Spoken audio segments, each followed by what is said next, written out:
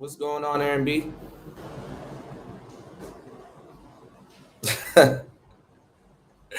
What's up, man? Peace to everybody.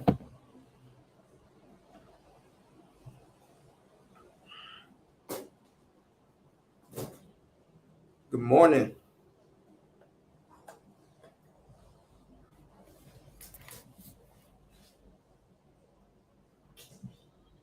Oh, no, no.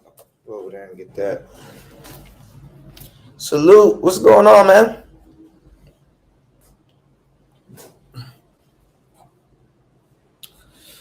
Hanging out today doing some laundry, and I got some other stuff to do. So I was like, you know what? Let me go live. Make a beat or something.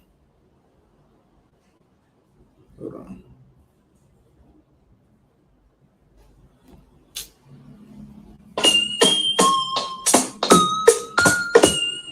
That was disgusting.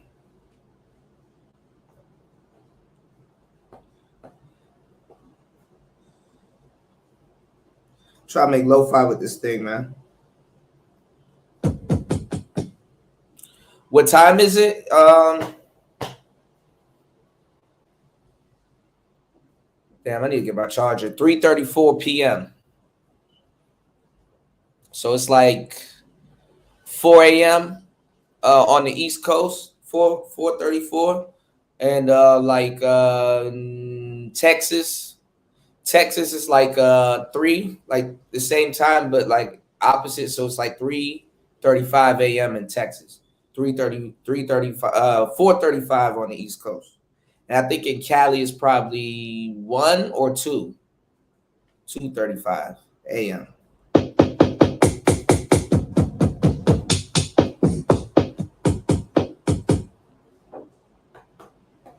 Let's see.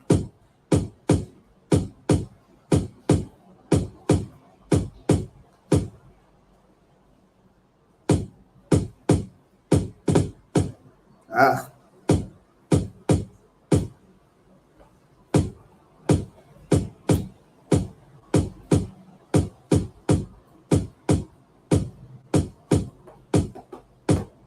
This is bad.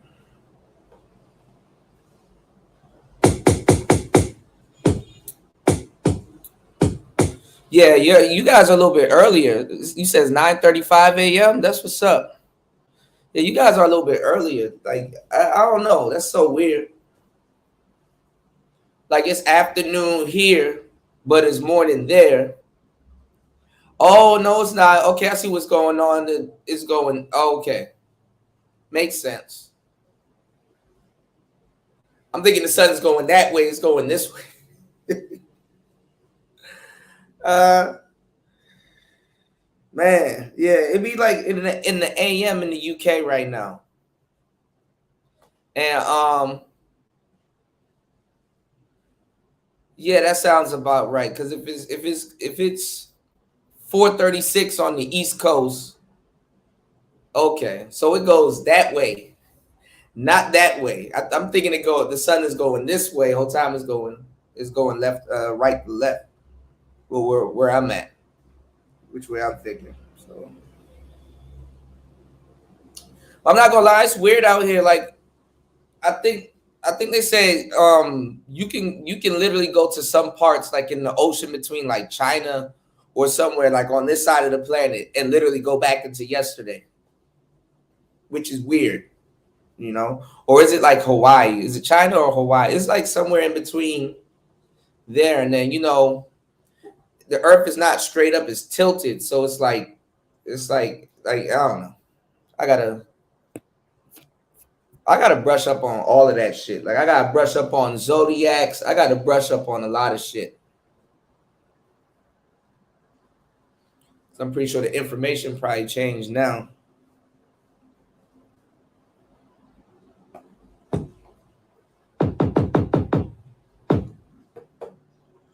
They said they found 2 more new planets, y'all. Oh, we're gonna make some techno. Hold on, yo.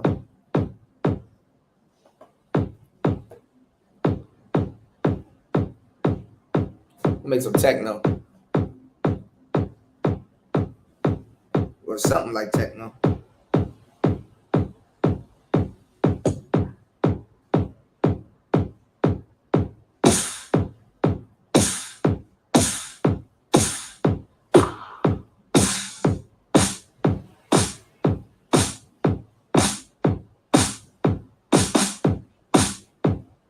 I don't know if I want to use that.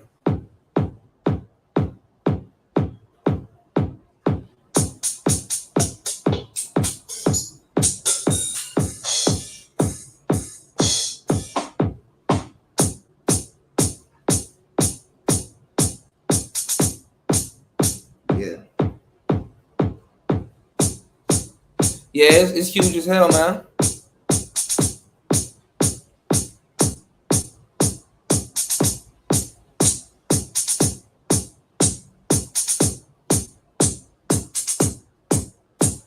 Right.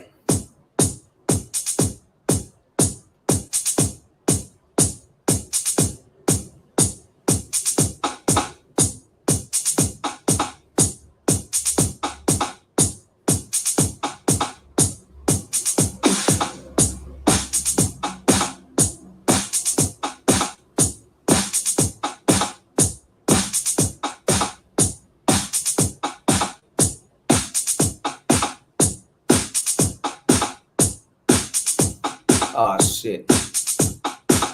Y'all about to get me. You said, what did the sushi say to the bee? What?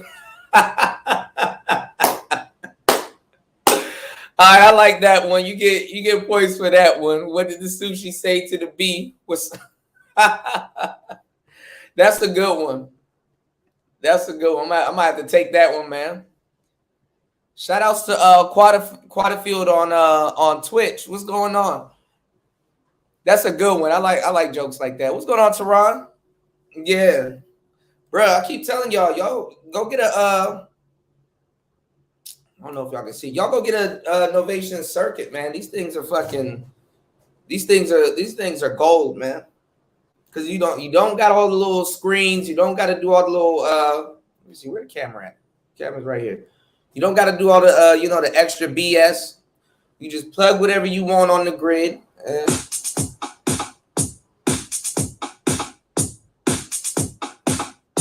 So, but you do gotta. It's really not hard. You do gotta change your pages. So you got pages and stuff like that. But who would have known grid synthesis?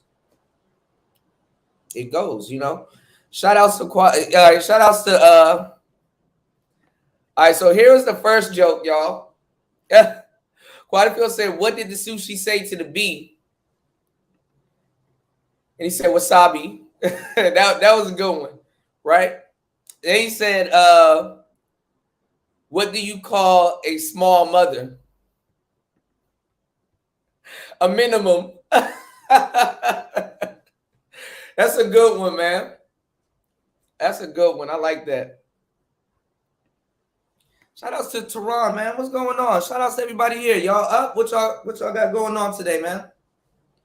We need to get back in the swing of things. We're gonna do another Player Talk radio show soon. But I want to do a Mass Effect. I want to do a Mass Effect gaming stream, and I want to do I want to do another music stream before we do another radio show. Getting back into the swing of things. Because this weekend kind of crept up on us a little too fast. You know what I'm saying? And then now it's already Saturday. See how that works? So the weekend gonna be out of here very soon. So we got to get back to the BS that's going on. And then I got like some other music stuff I want to do this weekend. I probably might take tomorrow out and do it. So I'm gonna do like 3 album reviews. One is I don't know if the one of the albums that I'm gonna review. My phone is in there. I don't know if the album that I'm gonna review dropped. One of the albums I want to review. I don't know if it dropped last year. It probably dropped December of last year. But I still might throw it in anyway because it's not that much tracks. It's like 5 tracks. He said, I'm giving away my chimney for free. You could say it's on the house. That's funny as hell. That's funny as shit. But yeah, man. So we're gonna be doing a bunch of different shows, but a lot of it's gonna be music related. You know what I'm saying? I got some bad jokes, Quantafield. You don't want to hear my bad jokes. You said, what do you call a laughing motorcycle? A Yamaha ha ha ha. That's funny. I got some bad jokes, man. I was just telling somebody these crazy jokes the other day, but it's bad, y'all. These jokes are a little black pilled, man. And then some of them are racist too. I ain't gonna lie. I don't really tell racist jokes, but some of them are racist. But they're funny racist. You know what I'm saying? Yeah. Some of these jokes you gotta hear by word of mouth.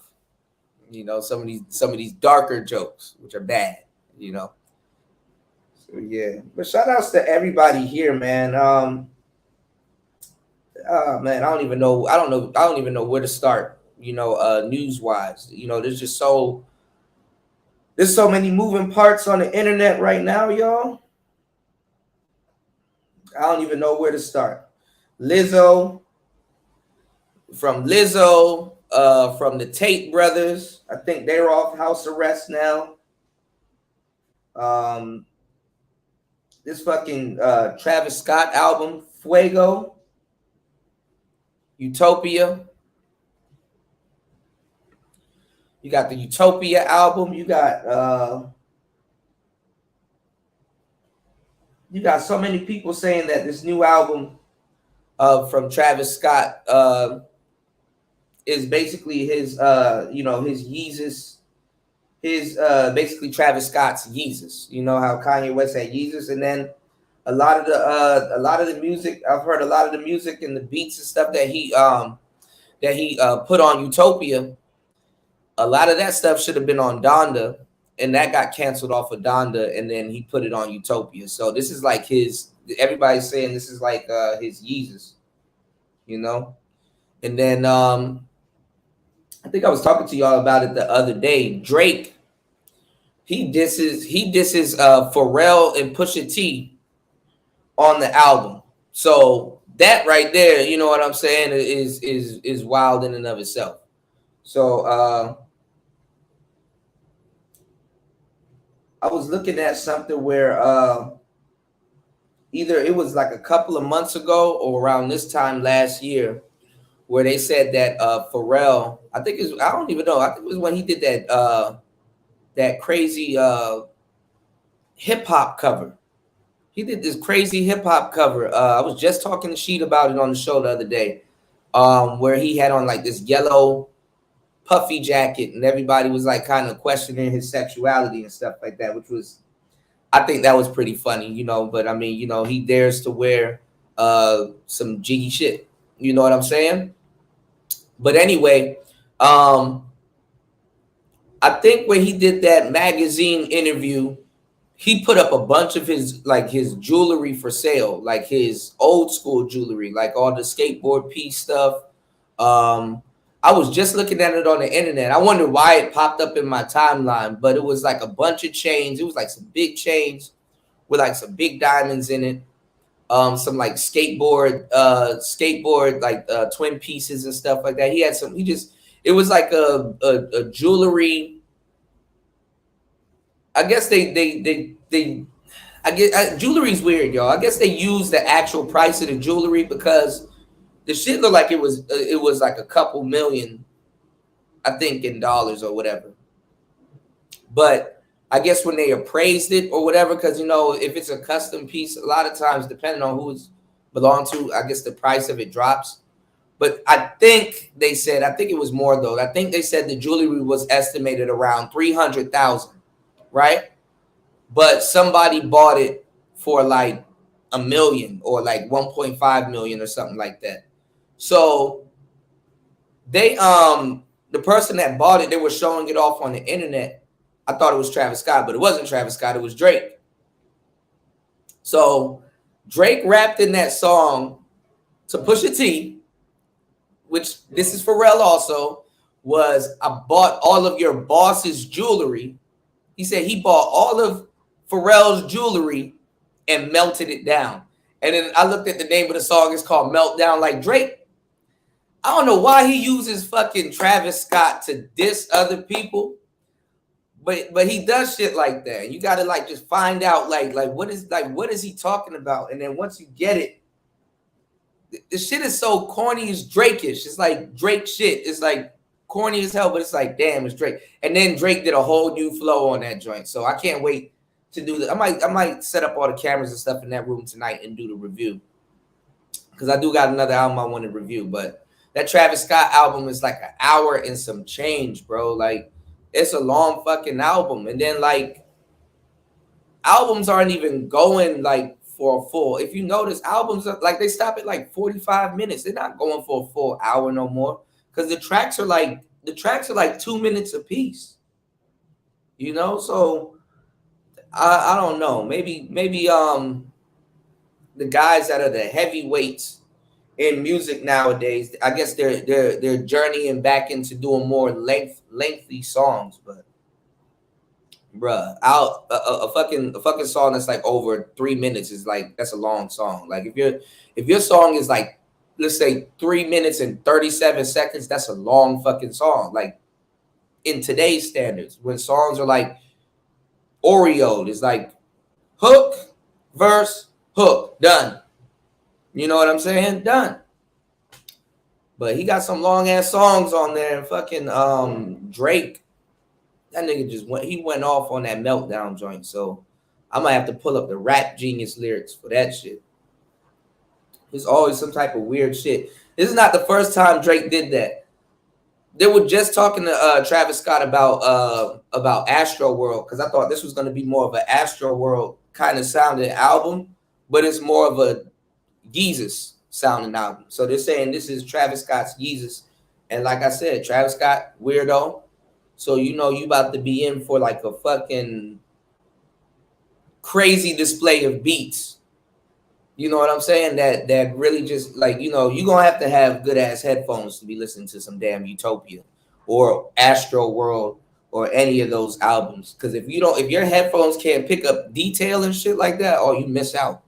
You probably hear a completely different song. You know? He said, what part of the body always loses? That's a good one. Defeat. That's what's up. So yeah, man. I can't wait. I can't wait to do this Travis Scott Utopia album, man. Utopia. I don't know. That's his Yeezus.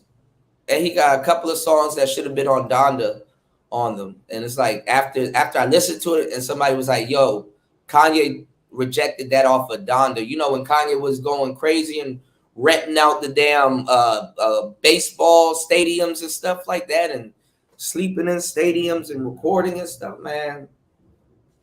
I don't know what to tell y'all, man.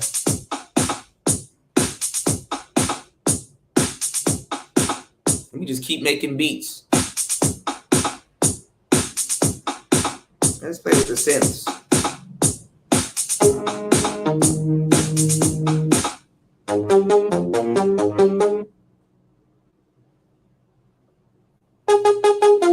But yeah, if y'all like Travis Scott or y'all like Kanye, yeah, go get Utopia, bro. Utopia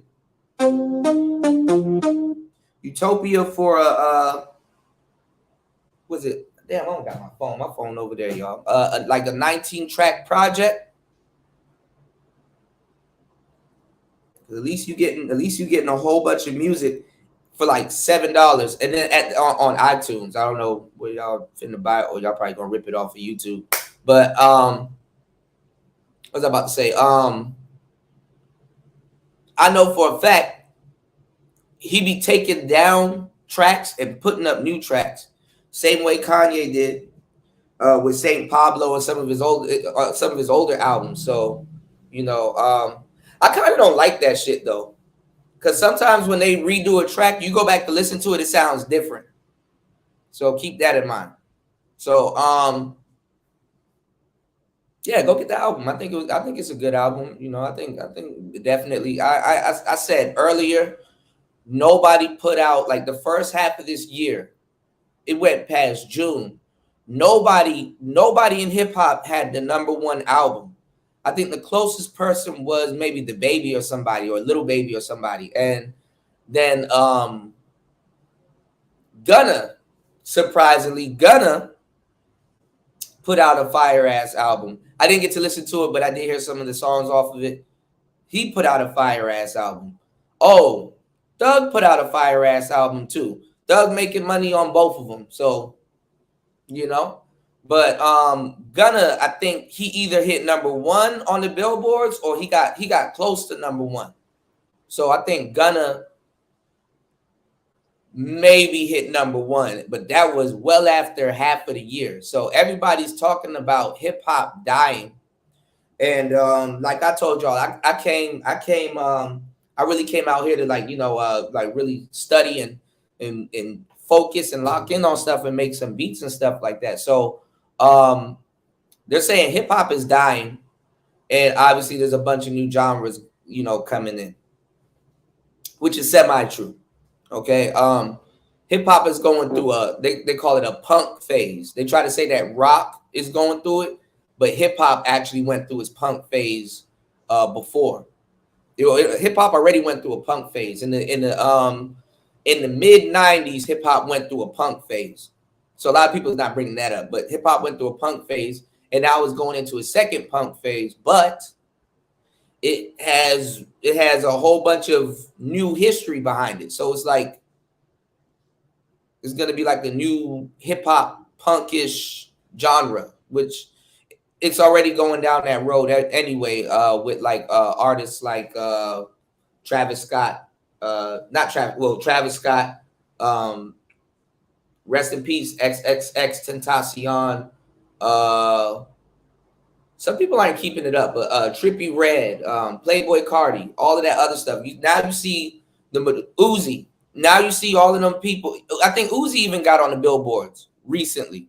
So I guess hip hop is coming back in the second quarter. But now you see hip hop going into some of these like weird punk, basically like it's like punk rock. Honestly, it is kind of like punk rock, So it's going into that phase. Whereas I was just telling somebody recently, some of y'all are better off going to like rock studios, like taking your hip hop song to like a rock studio and record it there, so that you can get like more rock focused vocals, even though it's rap.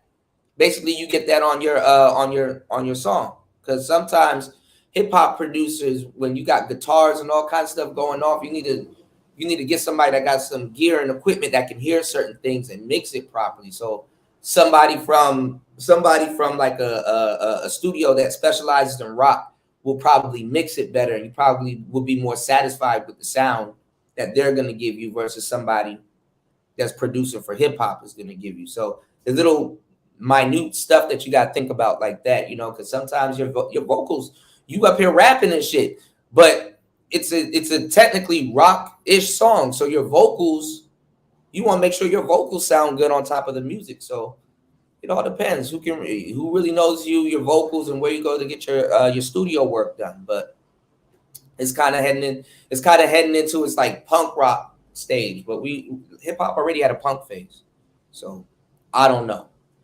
But I'm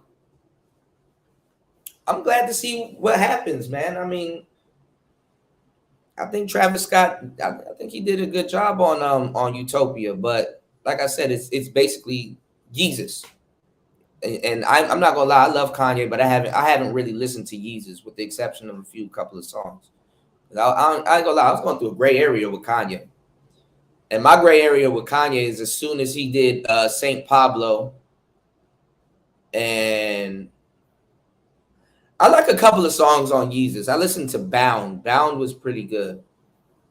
Obviously, Bound was the biggest song. I think one of the biggest songs off of it, but Bound was pretty good. But yeah.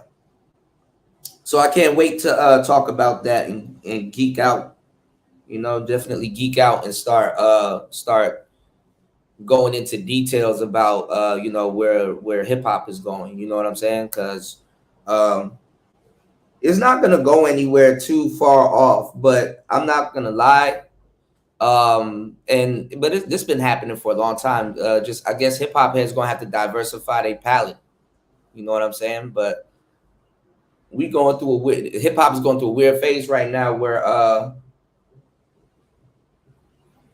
these cats right now, they're doing like this punk emo, like they're doing like this punk emo type of rap where like their words are like slurring all over the place because they're not even a lot of rappers nowadays are studio created, because like when they record something, they're not like recording it all the way through. They're like recording it, stopping it, recording another bar, stopping it, probably record two more bars, stop it, and then record again. And then when you record tracks like that, bro, it sounds good, but like when you go to perform that shit, boy, you better make sure your breathing is on point. You better make sure you remember how you did every single bar and make sure your breathing is on point. Because at that point, you're not even going over your lyrics. At that point, you're just listening to a track and then you're trying to breathe to keep up with the track. And depending on how you cut and paste some of that shit, some of y'all gonna have a hard time breathing. And then at the same time, that type of hip hop is not marketable. So now you got the boom of the internet where you have a lot of people looking for sounds, and sometimes the best way to go viral is to have a marketable sound. So this is why I was always wondering why the producer community is grown, but like it hasn't grown too far from the old greats, because everybody's just resampling stuff. Like this is why like a Timberland or Missy Elliott or somebody can actually put out music today and it still go platinum or it still goes gold, or because they're still making beats. Like their beats and their music is still more marketable than some dude screaming about his girlfriend on a fucking emo punk erotica rap song. You know what I'm saying? I get it. You know what I'm saying? But it's like they be like, because I be doing features and people be sending me shit. I'm like, damn, everybody's on this rock star shit. Like everybody's a rock star doing designer drugs, and it's like, oh man, you got to copy and paste the verse on that. Nobody's talking about nothing. Somebody said something that was very true though. Somebody said Travis Scott talks a lot about nothing, but the beats and the production is like fuego. And I ain't gonna lie, there is a bit of truth to that. But I like Travis Scott though. He's dope.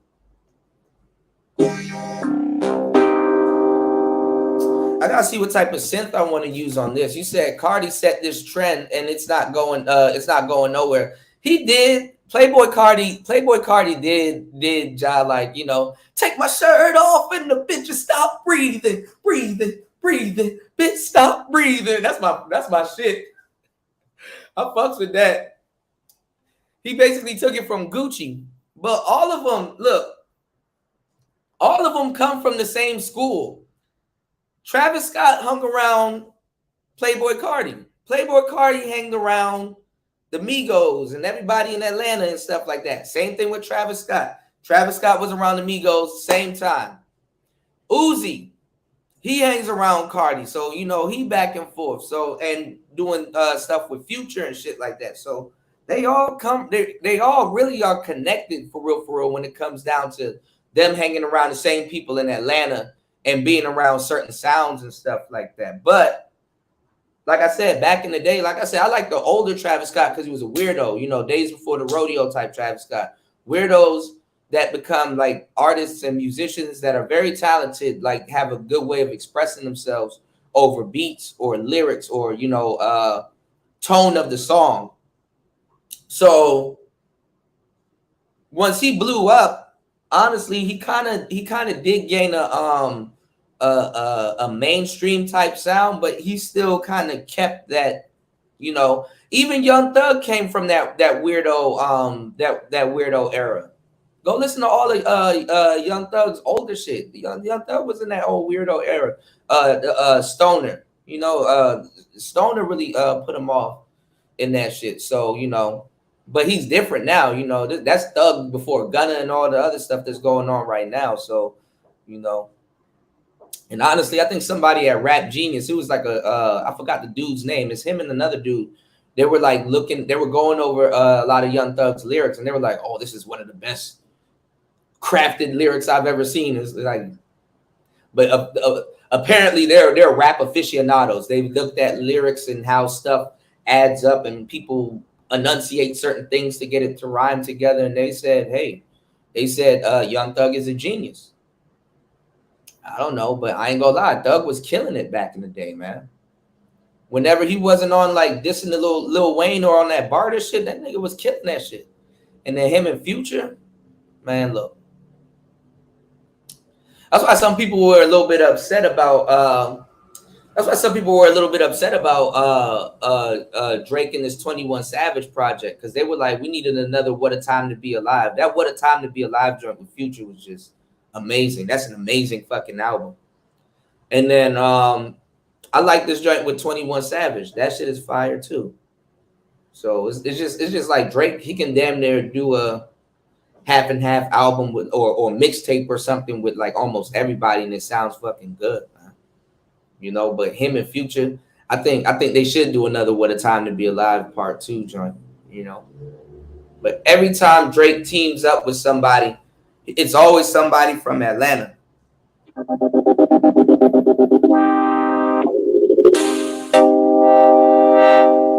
I like that.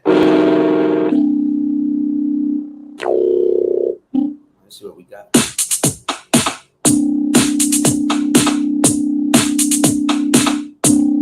All right, we'll take that.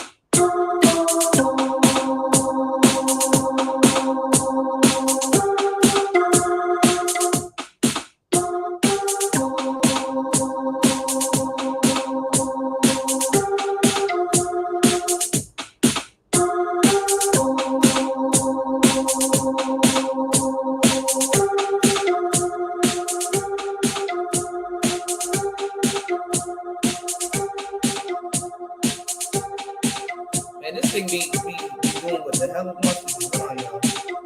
Let's keep that melody. We need to.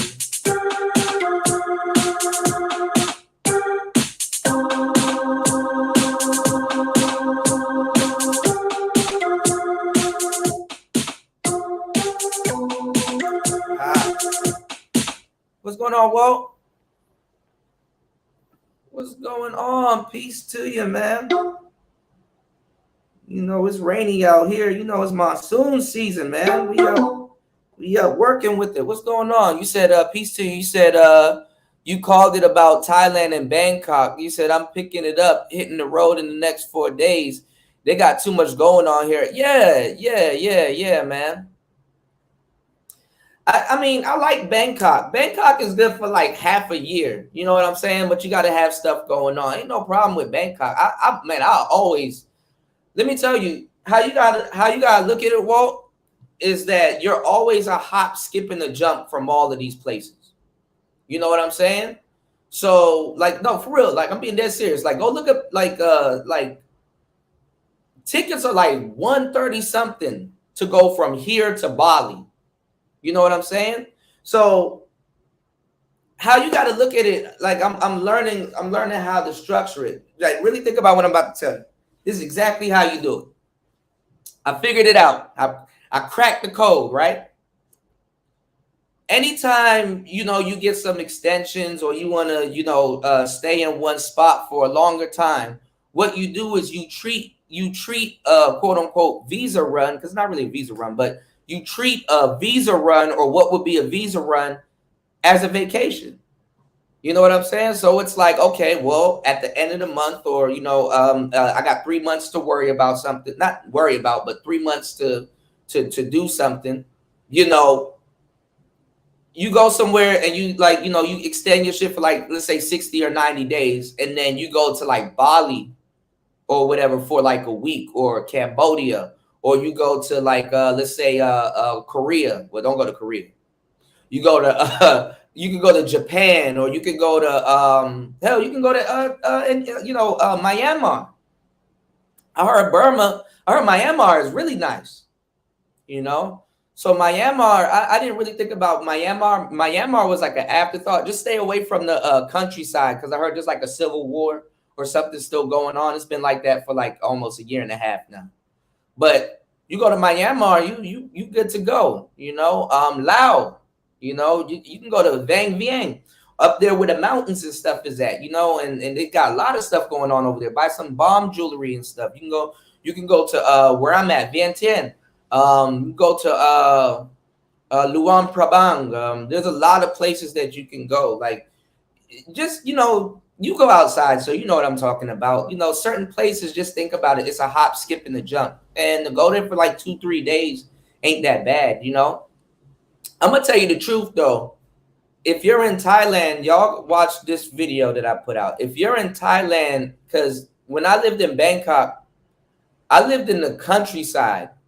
You know what I'm saying? So anytime I wanted to go do something, I take a Uber or a motorbike. Let me actually share this. Let me share this. Y'all hit the like button on the way in. Damn, y'all. Damn, only 9 likes. Do I look like a joke to you? Hold on, y'all. Let me share this real quick. Let me share this live, because I didn't expect to, you know, be giving y'all the game, but we're gonna give y'all the game. Hold on, y'all. I don't know if it's anything I do without no shame. It's give y'all the game. Hold on. Share this. Let me tell y'all where you go. Let me show y'all where you go. Oh, I gotta share my screen, yo. Lord have mercy, was I not prepared? Let me do this. Let me share my screen. All right, look at this, y'all. I did a video. I'm gonna play the first video, but I did this one. I needed to really dress it up more, but check this out. This is all Nung Khai. So Nung Khai is like it used to be a party town, but it kind of still is. It got a walking street. And what I mean by walking street is like nightlife. It got everything you would need. I gotta go get my charger. Hold on, y'all. But let me do this, and I gotta go get my phone. Check this out. This is Nung Khai. This is like right on the other side of the border of Laos and Thailand. So, you know, you're just a bus ride away, you know, to do a run if you need to.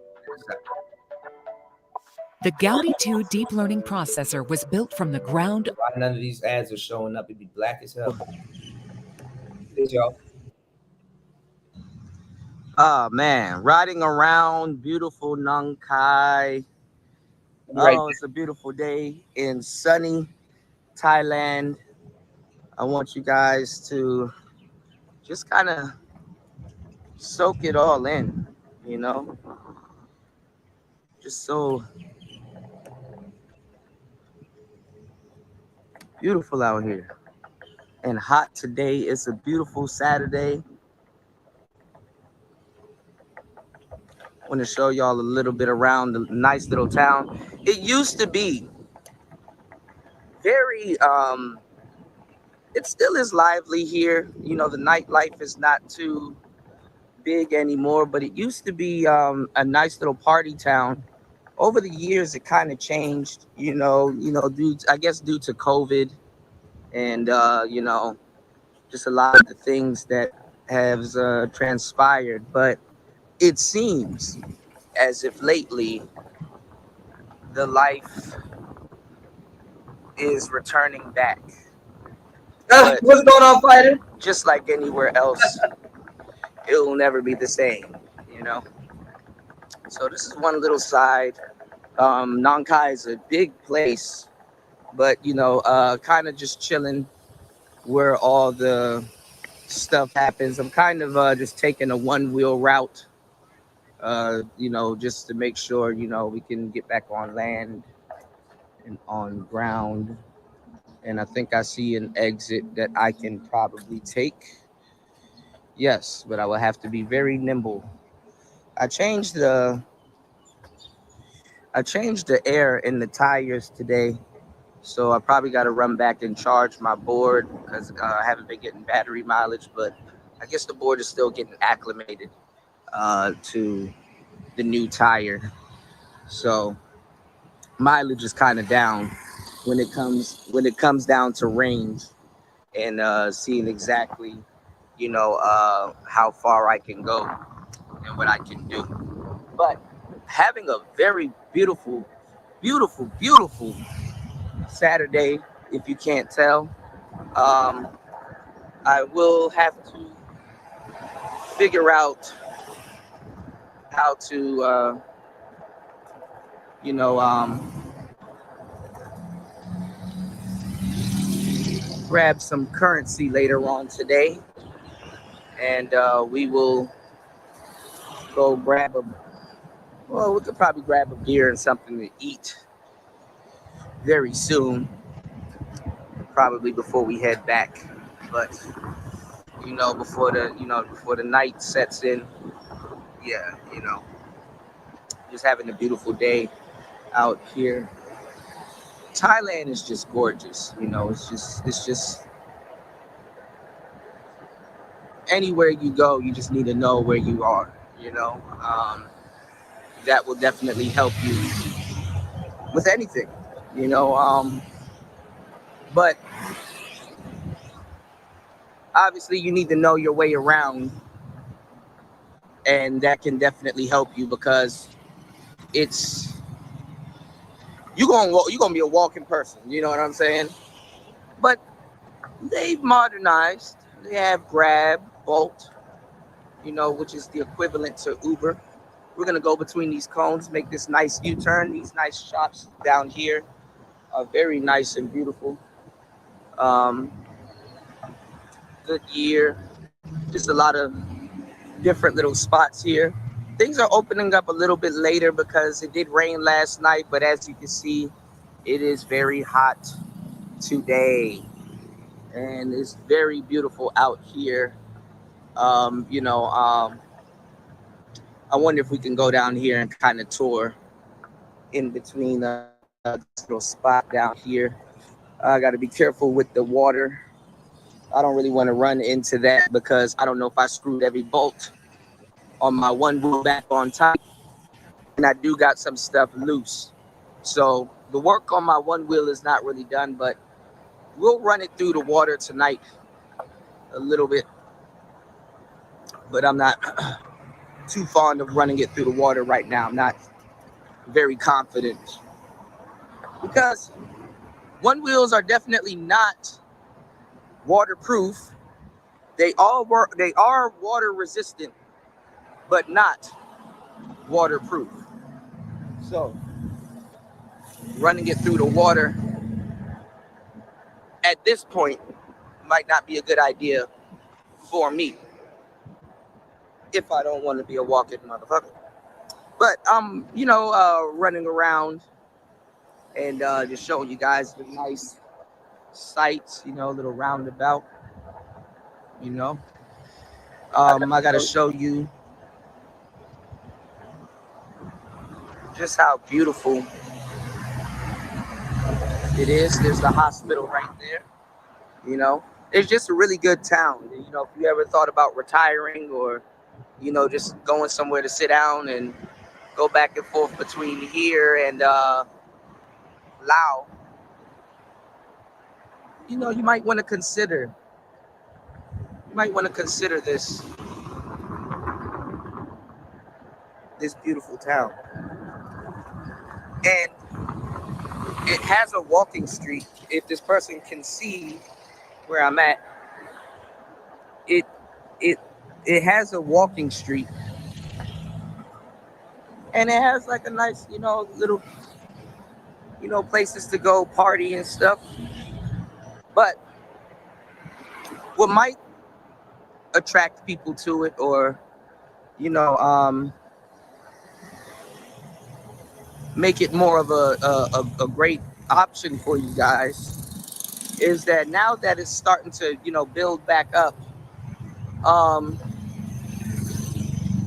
if you are older and you're not really, like a party person like that, if you're not really a party guy like that, nice little mall right here. Definitely gotta check out this little mall. Let's see if we can get up there real quick before this battery runs out. All right, we'll get off right here and walk, but I want y'all to see the beauty of Nong Khai. But what I was saying was, you know, it's what the point I was making about the partying and stuff like that. It's not noisy, even though you're looking at these trucks with these megaphones on top of it, because they be doing like some chants and stuff. But it's not noisy. You know what I'm saying? If you're a skateboarder, this is a dream. This is a dream place. Just the beauty and how it looks, and just everything is just a dream place. But it's not noisy. That's what I'm saying. It's not noisy as in, you can't sleep because people are partying at night. You know what I'm saying? So it has the best of both worlds. It has the best of a bunch of worlds. If you want to travel, if you want a nice little town, if you don't want to pay, you know, Farang prices for food, tourist prices. If you want to ride your bike or a nice little motorbike, it's really nice. And I'm going to also show you guys the boardwalk. So before my phone dies, because I like to load up on apps and all kinds of different stuff, I want to show you what we can find here. So let me pay attention to where I'm going and show you guys what's going on. Wow. Wow.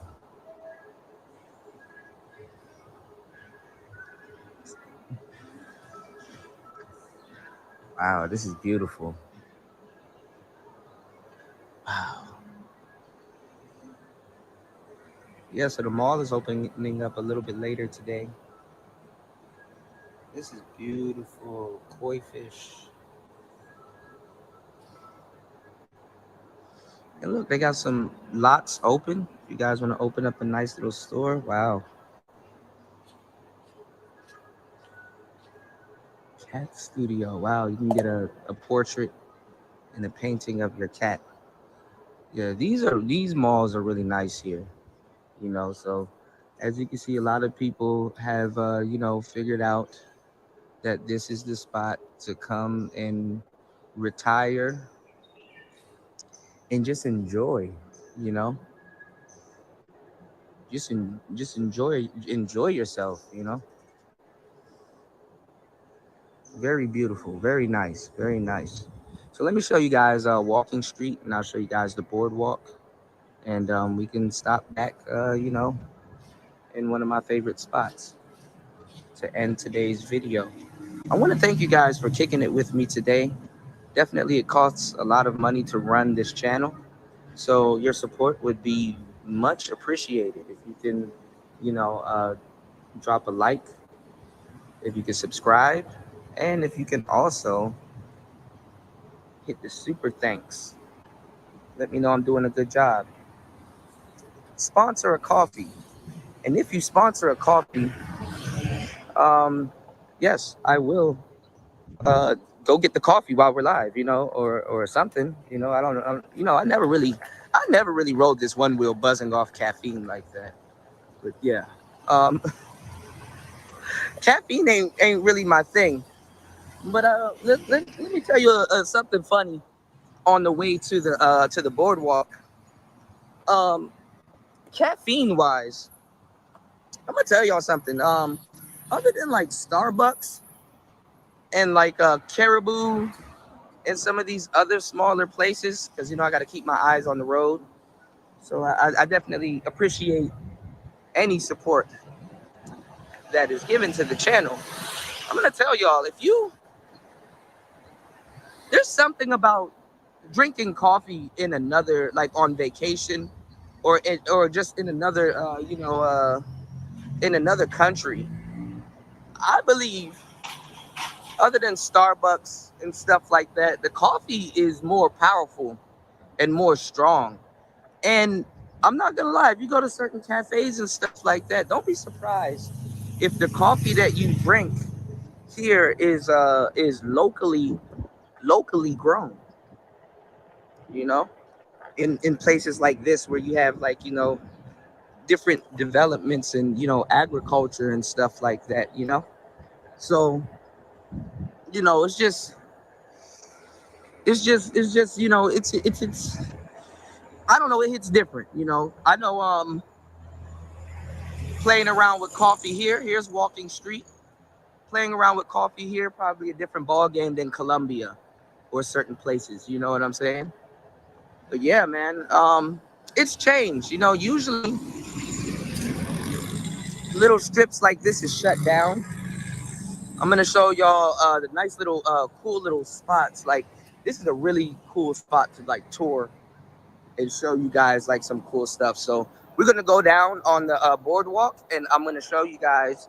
We passed the Walking Street sign there, but I'm gonna show you guys also, these beautiful temples and stuff like that.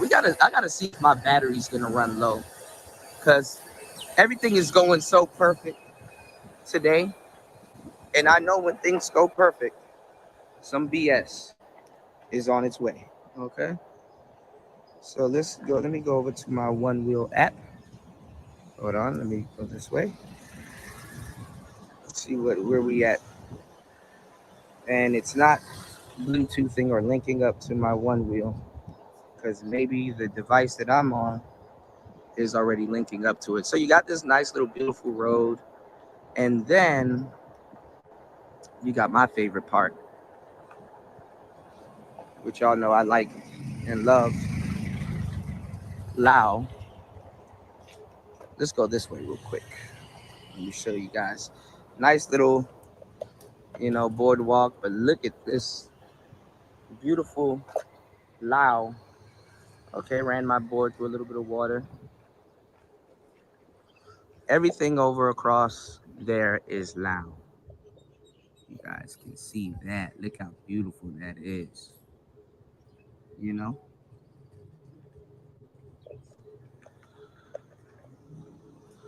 So,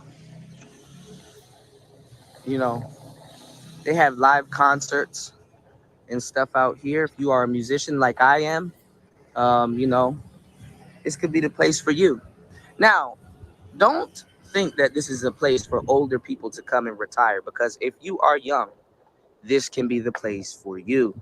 There's a lot of beautiful, beautiful women here in Nankai. Um, and you probably get the real,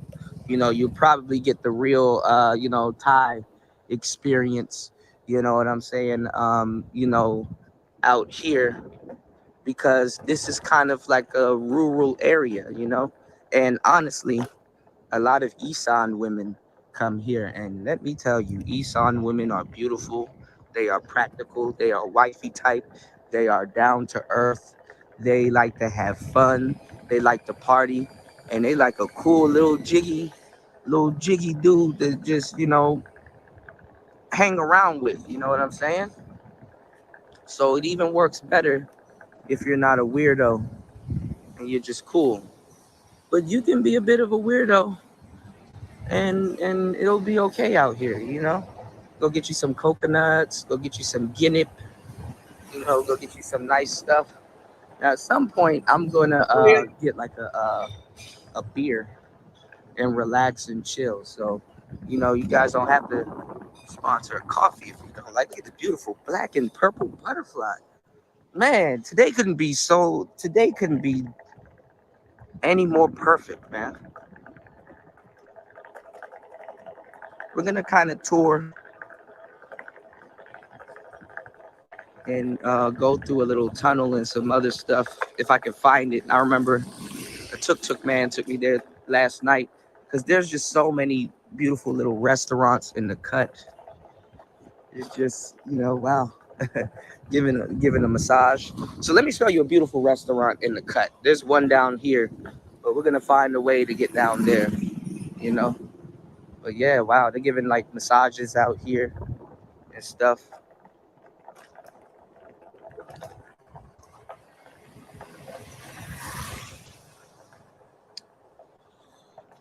Oh wow.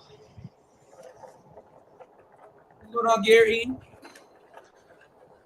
Ah, let's go through here. Let's see what's in here.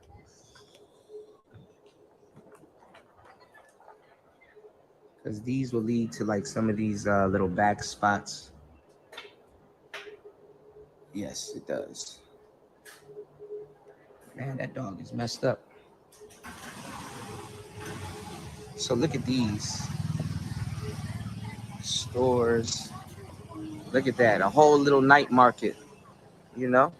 Wow. Look at that. And this is a place that a lot of people don't show you guys, you know? There's just so much stuff going on here. Wow.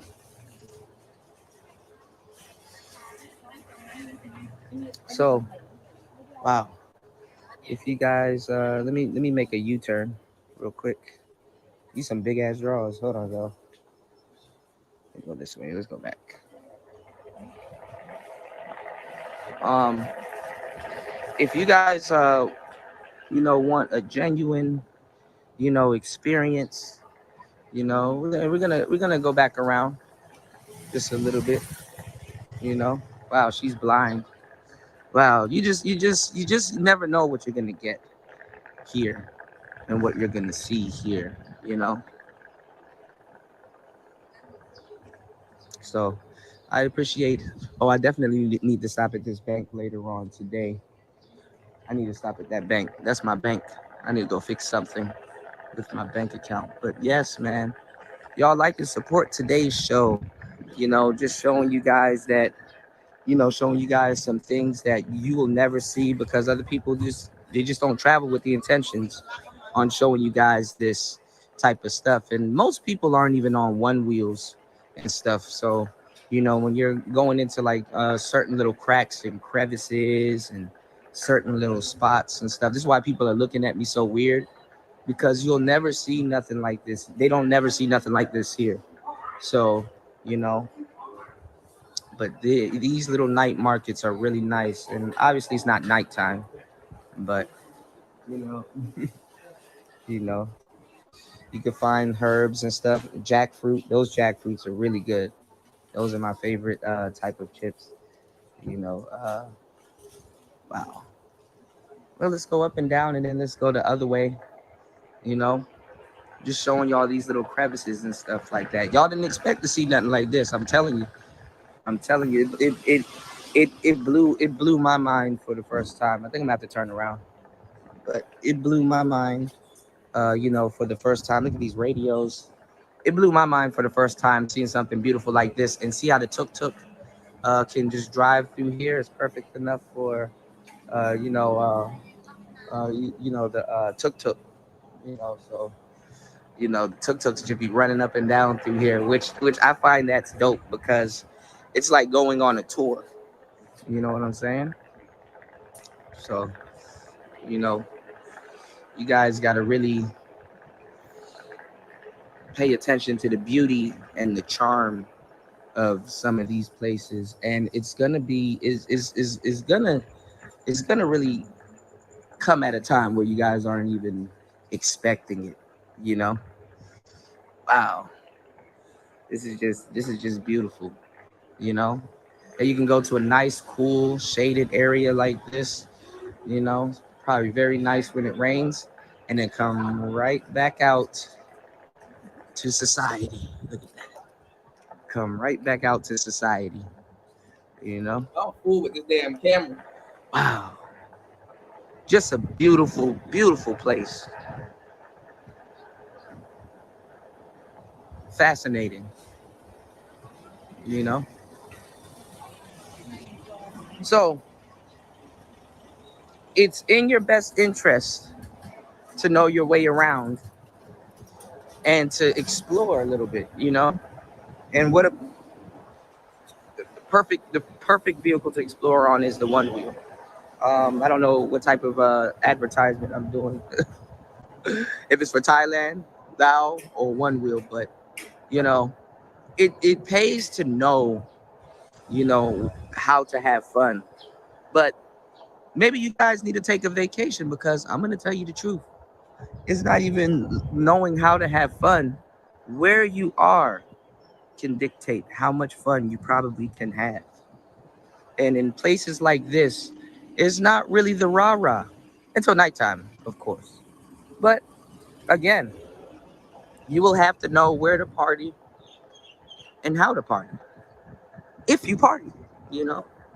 So, you know, the beautiful courtyards and stuff out here. This is a hub, and an undiscovered hub for your y'all YouTubians that really want to find a beautiful place So Tyra to Banks told us to about too. showcase, On you know. what's going I on? might even stay out here a little bit longer than I planned, just to do Shout out so. to everybody in the Or building. even though my body is very sore, um, you know, sit around and basically, I saw a huge moth out here last night. I thought it was a bat, but it was a moth. But you know, it's just a beautiful place. Not even just for content, just for just. I'm sore. You know, I'm not even gonna lie. I'm sore. I'm actually in pain right now. But I had to get out today and show you guys how beautiful today and how beautiful out here is. Let's wheel back around, because I really don't feel like walking down these steep steps and go down this incline right here. I'm gonna show you where I'm at and just show y'all the beauty. And there's a baddie over here. Go down this steep incline right here. Go down this steep incline also.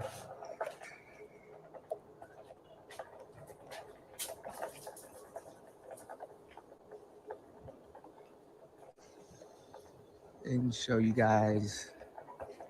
Okay.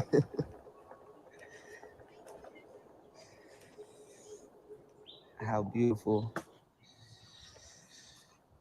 it is. You know, so this is the spot where I'm at, and it's gorgeous. You know, my bad. I gotta be careful leaving my one wheel just laying around, but just show y'all, you know, the bungalows and just how much beauty, you know, you have here. So yeah, man, you guys like and subscribe. It's Player Talk TV.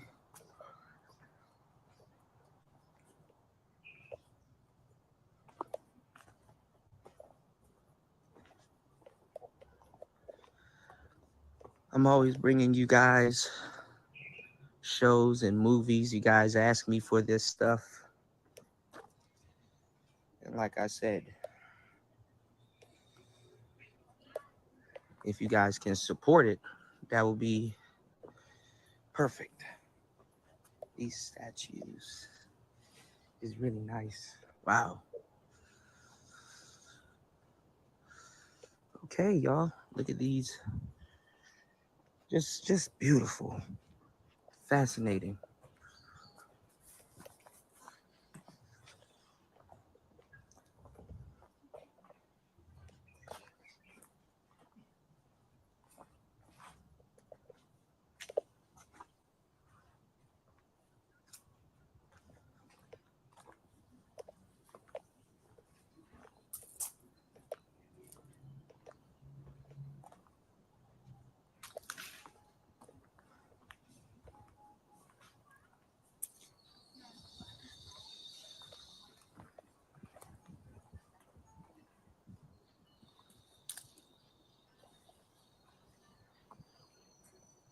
Peace.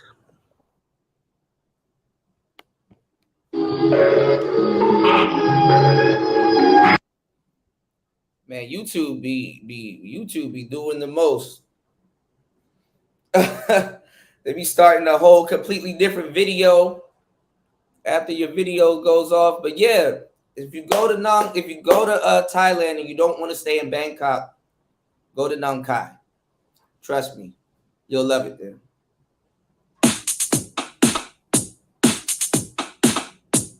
My bad, Joe. I had to step off for a little bit.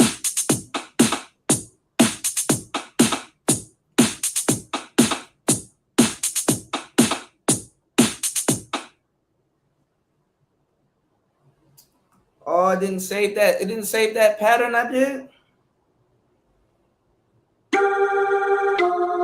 I think that's the pattern. No problem.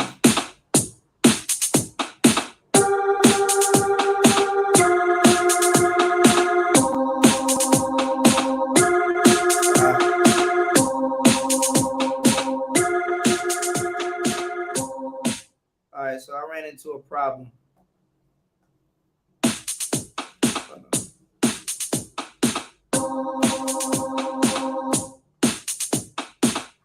I ran into a problem. So this thing right here, right? I can't get this whole pattern. This. No, that's not it.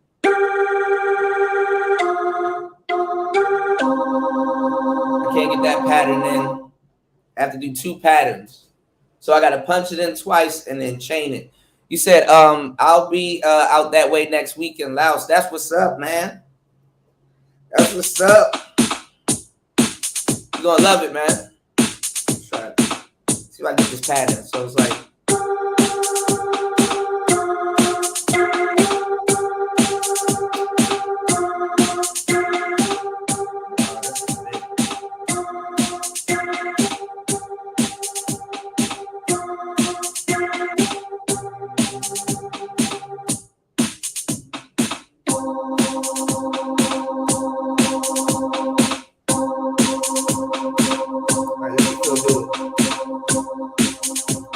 Did 2 patterns, chain them. Let's see.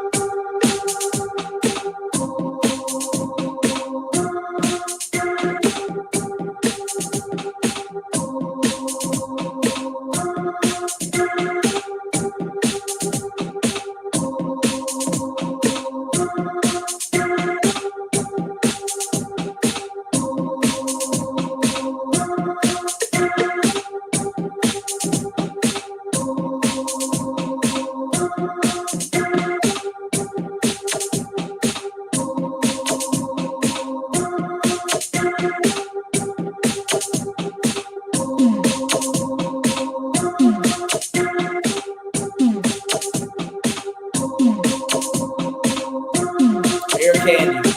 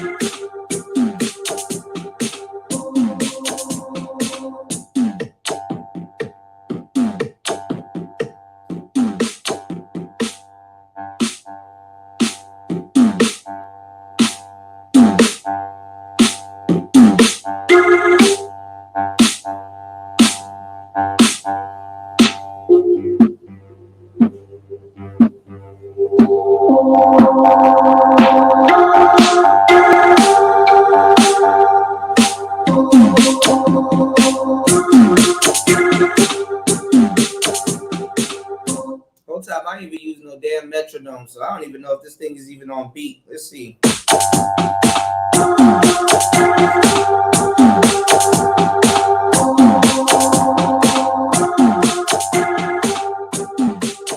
Yeah, it's on beat.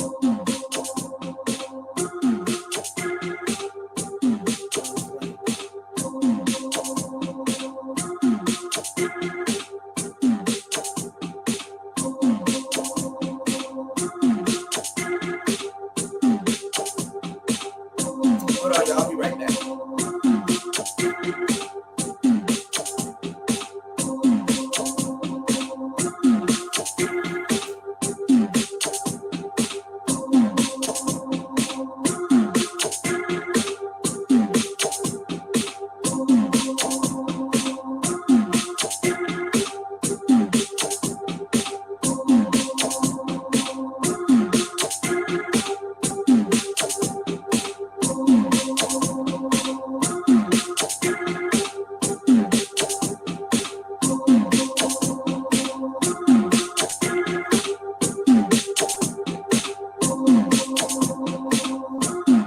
Sinister, going on Magnum.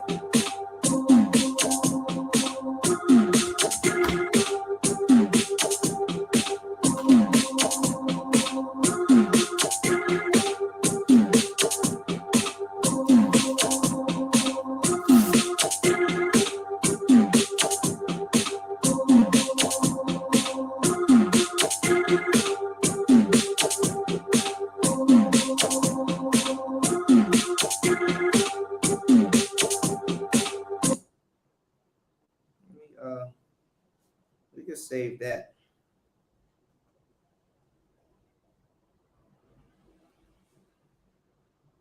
I want to do something with this.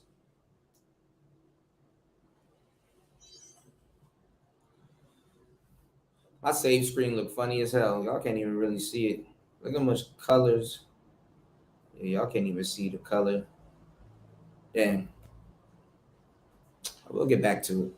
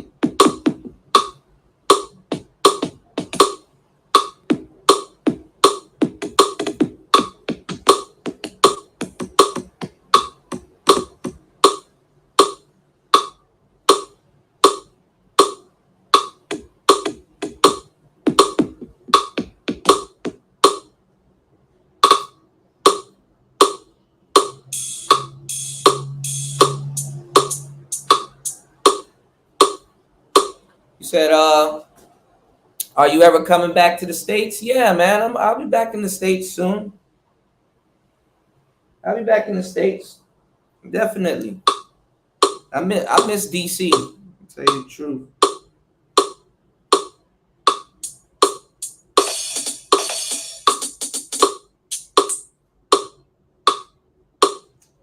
I need a clap. Like,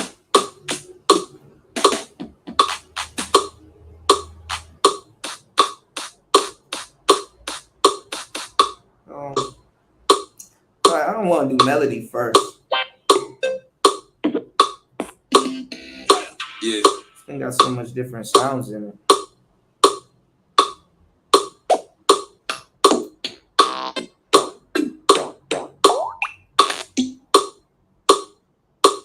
Do some drums.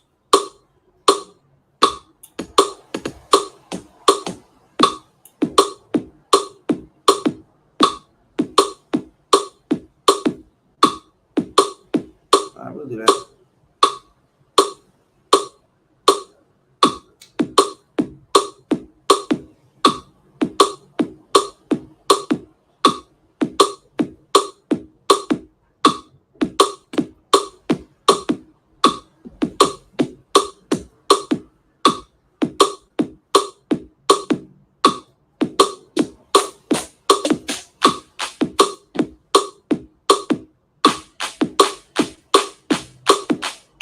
Turn this into something ratchet.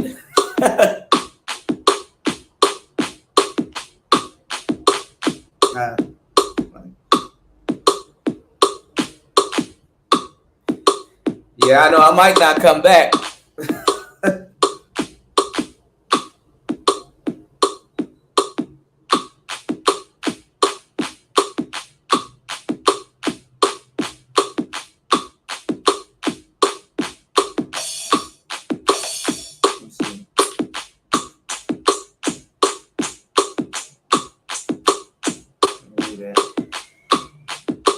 These things are so easy to come up with, like a sketch or like like a quick jam. Right.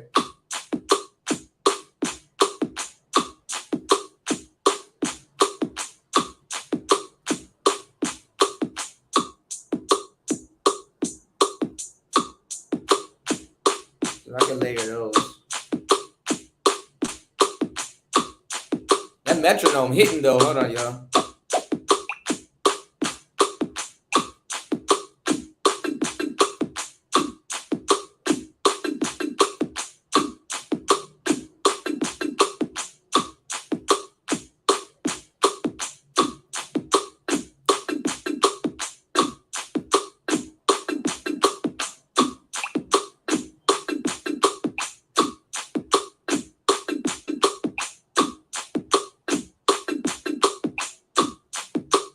Try to come up with something you normally wouldn't use. All right, let's see what other track we can go to. We can go to the bass. Y'all really can't hear the bass, but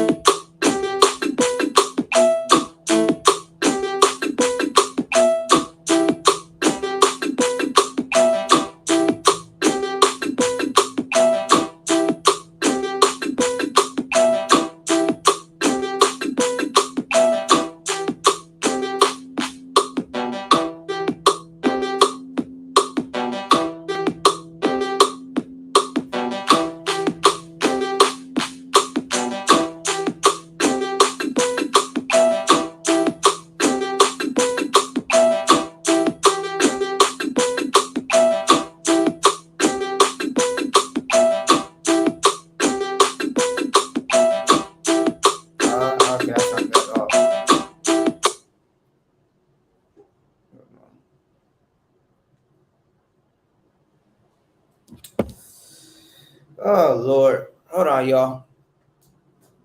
That joint was jamming a little bit. Hold on, you can come up with like a, quick little jam. Give me 1 second. Let me grab something real quick.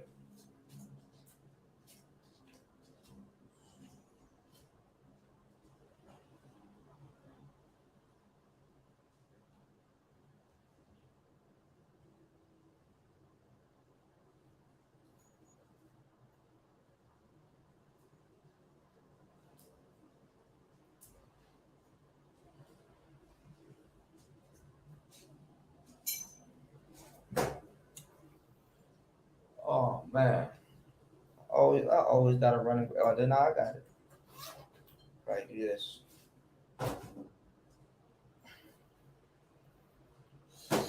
There's always some type of wire or cord you gotta grab, especially when you dollars. Everything requires some type of fucking wire or cord. Shout outs to everybody here. Y'all hit the like button, subscribe. I'm just kicking it for a little bit. End up working. We're gonna put in some work very soon. Y'all hit the like button. Show the channel some love. Let's see if we can finish this real quick. Hold on real quick. I kind of like where it was going. It's a little cool little. It's very low now.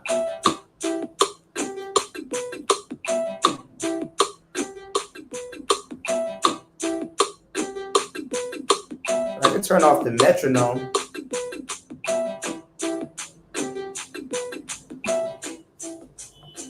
I don't know why it's low though.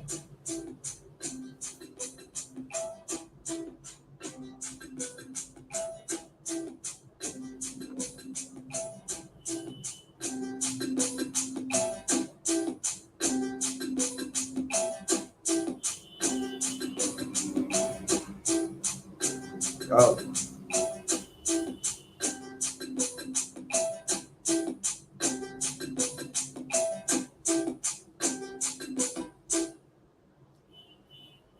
I think certain channels you can turn on.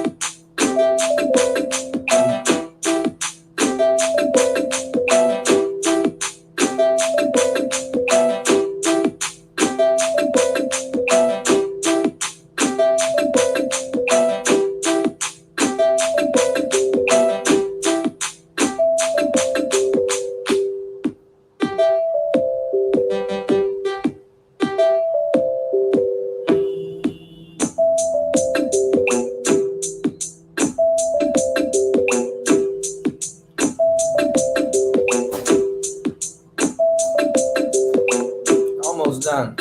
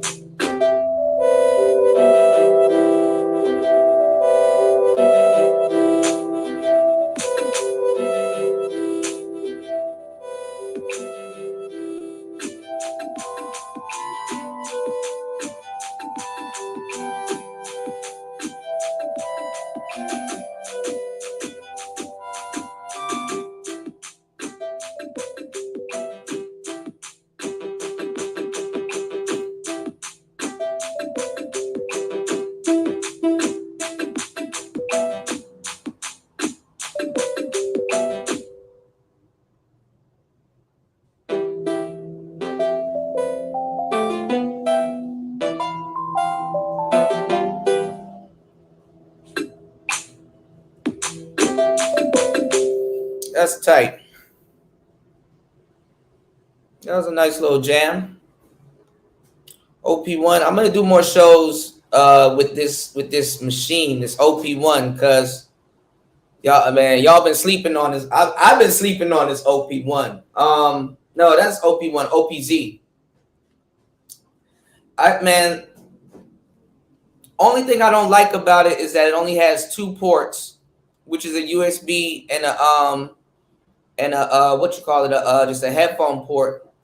But all of these ports, which there really isn't much, it's only 2. All of these ports are reversible, which means it can send stuff out and it can send stuff in. That MIDI piano that I got out there, that Akai, this can power that Akai. Granted that I have enough battery. Not saying I'm doing it. See, I only got a little bit of battery. This could power that Akai. So I gave y'all the story. I still didn't go get my phone. I gave y'all the story on this machine right here. I'm kind of starting to really like the collection that I have, because newer stuff has came out and like it seems like they overlooked. I did a whole podcast, which I need to put up. They overlooked this machine. You know, they're on to the new OP1 field, and they're on to like all of the new stuff. But this machine right here in particular was supposed to save Teenage Engineering from going bankrupt, and it would have too, you know. But it's more of a sequencer, you know, so it looks like a remote. And I know some of y'all be like, yo, where's the screen? Well, your cell phone is the screen. So the problem was, back in the day, I got the OP1 right here, but basically the people, I think it was Samsung or another small company that was making the screens for the OP1, they went out of, they just stopped producing the screens. So they couldn't produce the screens no more. So they had to stop selling the OP1. And y'all know the OP1 is expensive as hell. So the company was about to go under. And I talked to the guys down at the company. They said they plan everything 10 years out. So if they release something, it was a thought 10 years ago. I don't know. But they had to release something very quick to keep themselves in the game, because they couldn't produce their screens. So they made this. And they say, why put a screen on this? Why put a screen on a new product and sell it when everybody has a screen on them already, which is true. Your cell phone is a screen. Genius, ain't it? Your cell phone is a screen. So anything they need to do with this, they put it on the cell phone as an app. And the app is crazy as shit. And it shows you everything that you're doing here. And basically it just works with your equipment, which is dope. And I don't have it on mine, but I got the rumble pack, so this thing vibrates, so I can hear like the lower levels of like the subwoofer. It's basically a subwoofer in here. It basically, like if you're mixing it, it kind of shows you how heavy the bass is going to hit. It actually works pretty good.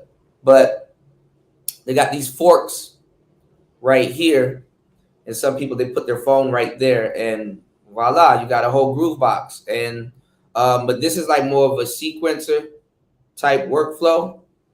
But this is the piano right here. So it's actually pretty cool, you know. But if you MIDI a piano into it, it's dope because it'll work. And you don't have to hook your phone into it at all, because look, y'all, look at that, Bluetooth. See what I'm saying? So you can Bluetooth this to anything you want, a speaker, which I'm not. Today I got this old ass speaker. I got my other speakers out there, but you can Bluetooth it to your speaker and just start jamming. You know, I mean, it got a speaker on it, but it's a little speaker right here, but it's not as good as having headphones or you know. But it's dope. You know, go check it out. Of course, it's not cheap, but this may be what you need to, get you back into music or get you back doing something. Look, has a microphone. See that? Look, that green light right there. Microphone is on. These little four buttons right here. Those little four holes. It's a microphone. See that? So it got little tricks, and it basically can carry your production. It does sound video game-ish, like kind of like a video game. Like it has like these video game sounds on it, but it is a serious synthesizer also. So I don't think like that's the thing about teenage engineering. A lot of their stuff look like toys, but it's not a toy and this ain't a game. But you can you can always swap out the sounds and stuff on this thing. Like I got like some like these chords. Like these chords that I put in on there, this doesn't sound video game-ish. Look. And if I could turn them up, which I don't know how to, but I will learn very soon.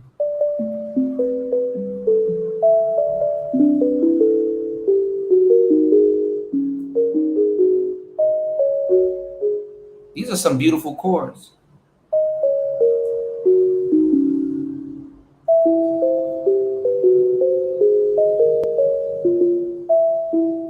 These are some beautiful chords. I got like I forgot what I put on here. I got like a Jura, not the Jura, but the Juno. I got a Juno. I got some Jupiter chords.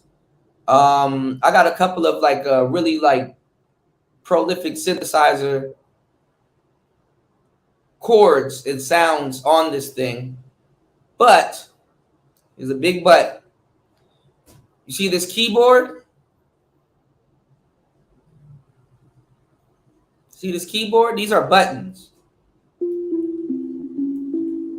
I mean, if you hold it, what's going on, Brownie Ellie? If you hold it, and then that's another thing with the OPZ, they double trigger. What I mean is that if you wanna sustain something or play a good amount of notes, you're gonna need something that's a key, not a button. You know what I'm saying? And if you want to, hold the keys down to draw out the sound a little bit more, it's a little bit different than holding a button and trying to punch it in.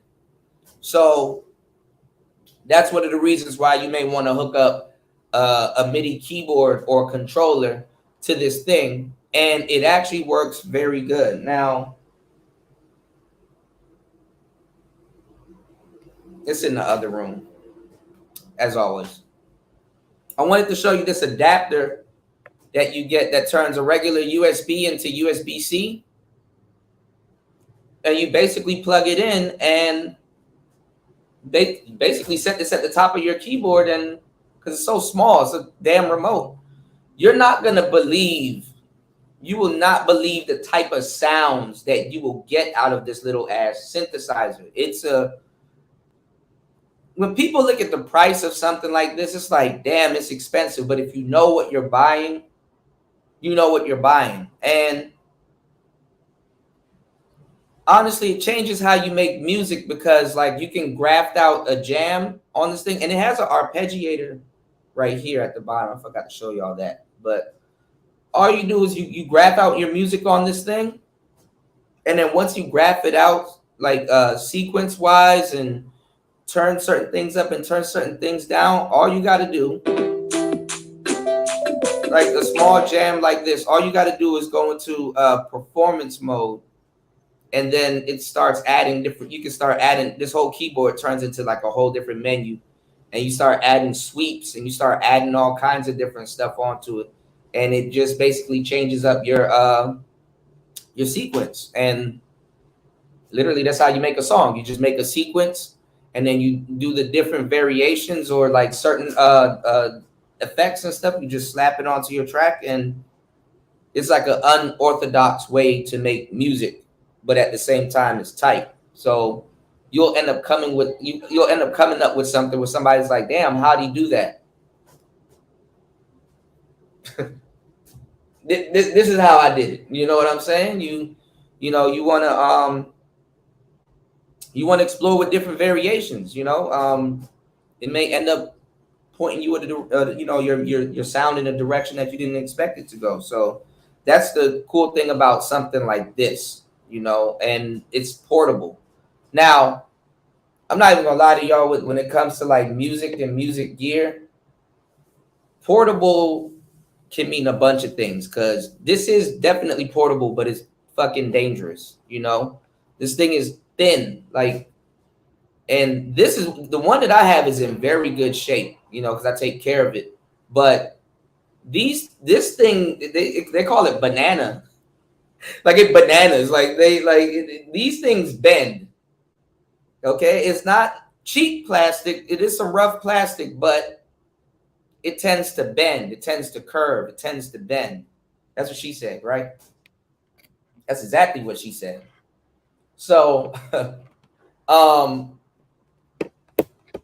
you know, you got to be careful with it. Yeah, you can take it with you, but if you put it in your pocket and you decide to sit down one day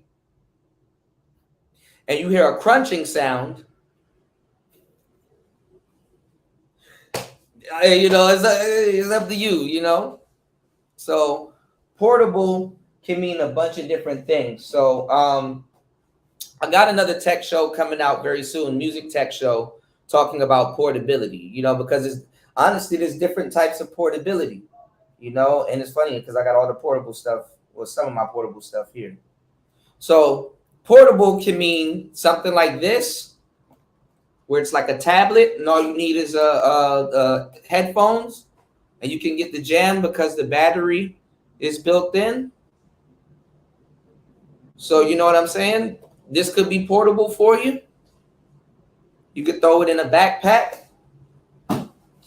Portable, like I said, could be something like this, which is a groove box, or portable could be. See, I carry both of these for a groove box, or portable could be the OP1. You know, I think this though, the regular OP1 is the epitome of portability because it kind of has everything in it. When it comes to musical gear, I think the OP1 is the most portable one. Other than that, it's tough. It won't really break on you. This would have been it, but it's just small. It's like a remote. That's what it's supposed to look like, and it will break on you, you know. And over time, with heavy use, it can bend, you know. So it depends on how you're using it. And then you got this thing, MPC. This is definitely not portable, but it's portable compared to a lot of other stuff. Same thing with the Live and the Live 2, which is more portable than this, and it has a speaker built in, so you don't have to carry all that extra stuff. But this is where the portability stops. And honestly, it's not meant to be portable at all, because guess what? You still got to plug it in. But me, which I'm not supposed to do this, I got a portable battery. And all I do is I plug it into a portable battery, which I did have. I used like some glue, not some glue, but like I used some Scotch tape, the Velcro tape, and I Velcro taped it to the side of the MPC. Some people Velcro tape it on the bottom, but it works, and that's like the way to make a makeshift portable MPC. You know, you got a groove box that shouldn't have been portable, but if you got to update it or do something else, you better make sure you can plug this bitch in, because it won't update. You know what I'm saying? So like right now, it's saying MPC wasn't properly shut down last time it was used.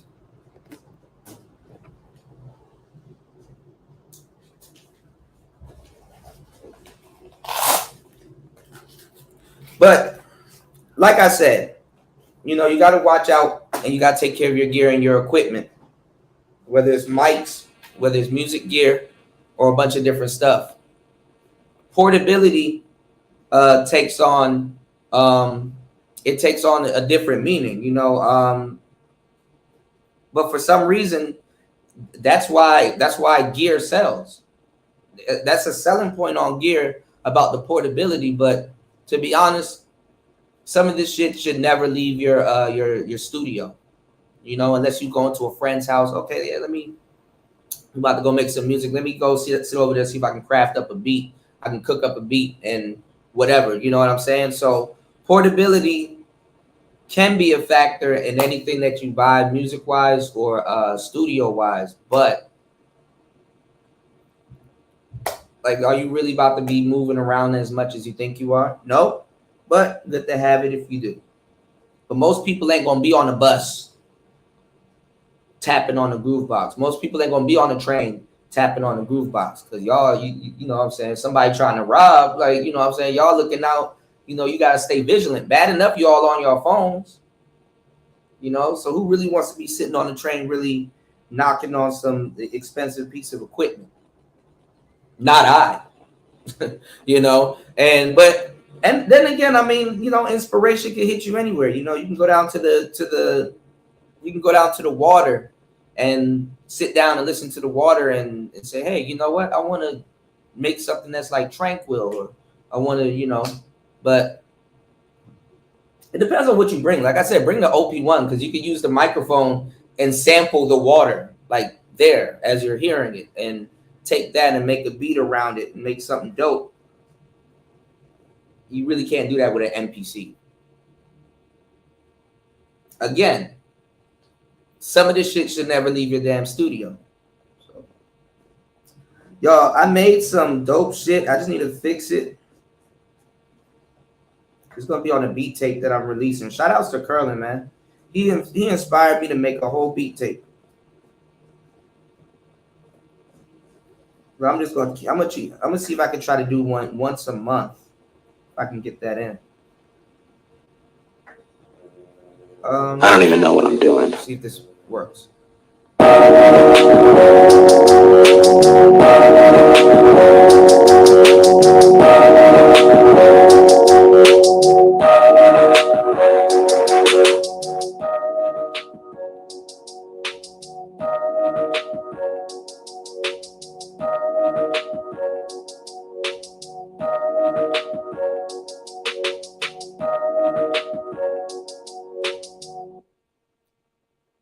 That one's called The Shoplifter. I don't know where I come up with these names, y'all. But anyway, let me see if I can make something real quick, and then I'm gonna run and go get something to drink, and we'll do a radio show. We got a lot of topics to cover and stuff like that, so I need to clean off my desk because I stayed up late last night editing stuff. Uh-oh.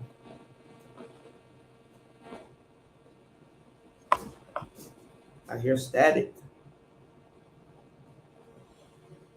Let's see if we can come up with something. Let's try to make some lo-fi. What are some topics y'all want me to cover on today's show? Ooh.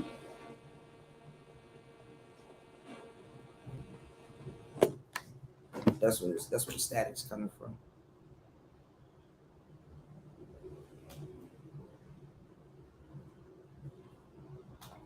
What are some topics y'all want me to cover on today's show? I know there's some type of fuckery sighting in the space y'all done seen that I haven't seen. Y'all always be bringing to my attention the foolery. You said, you be coming in here talking about Jesus, man. You okay?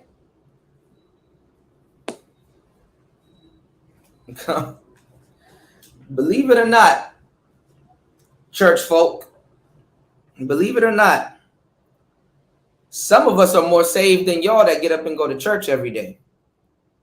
Believe that shit or not. Not to turn that into a versus type thing, but if you really read the Bible, you will realize that God is always calling on somebody outside of the church to come help and clean up that motherfucker. So, you know, I'm just saying, you know, he don't be bothering y'all in church. He be bothering some unsuspecting dude in a village sweeping the floor to go do some justice and shit. He don't be coming to, he definitely don't be coming to y'all.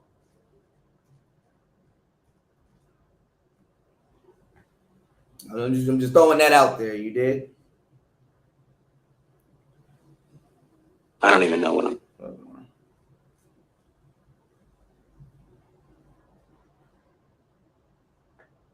Let's see what this file is.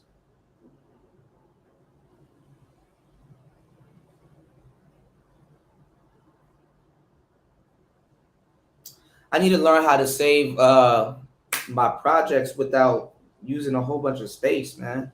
I think that's why I stopped. Hold on.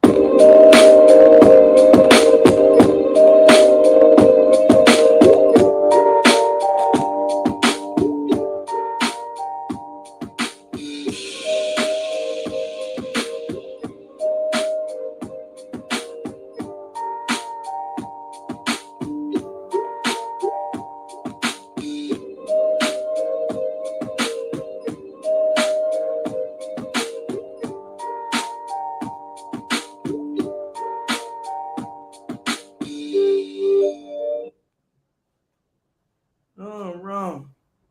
No, it's right. Like even night.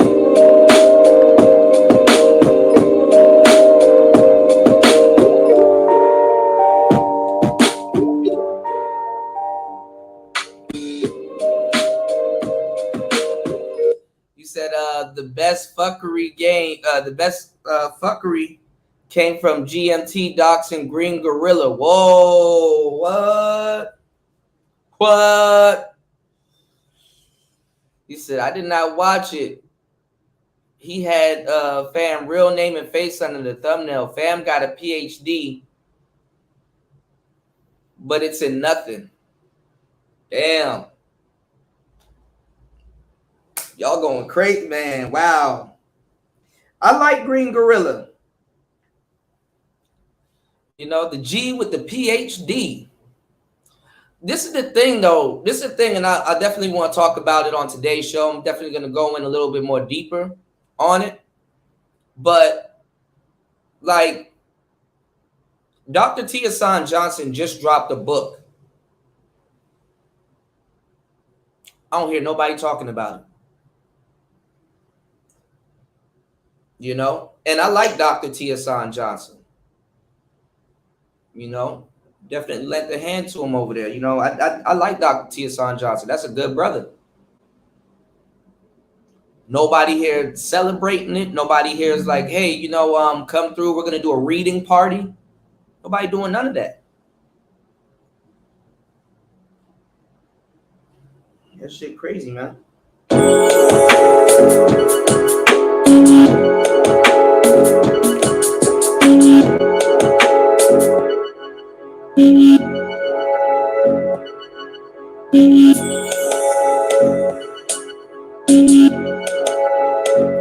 We gotta start looking out for each other, man. We gotta start supporting our brothers, man. I'm gonna see if it's a PDF, if I can get my hands on it. Definitely show them some love.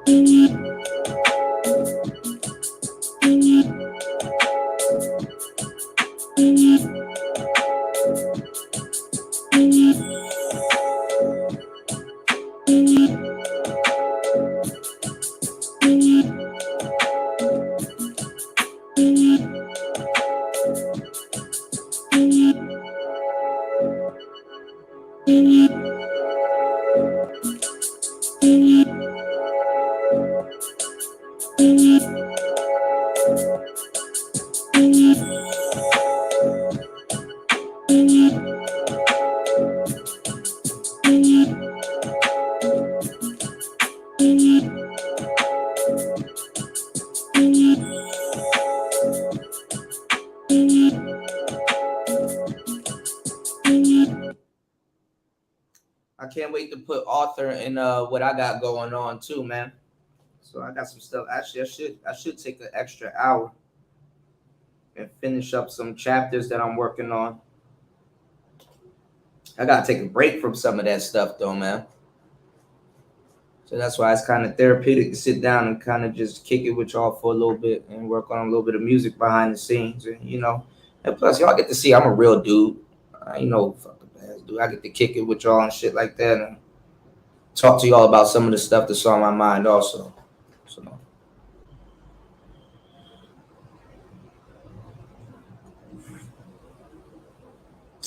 All right, this one is called World Series.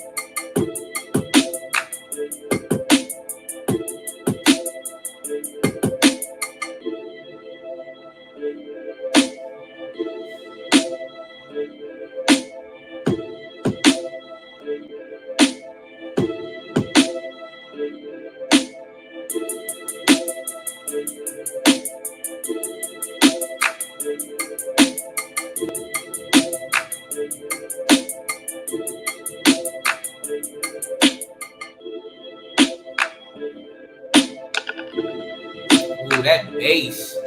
Ooh, that shit nasty.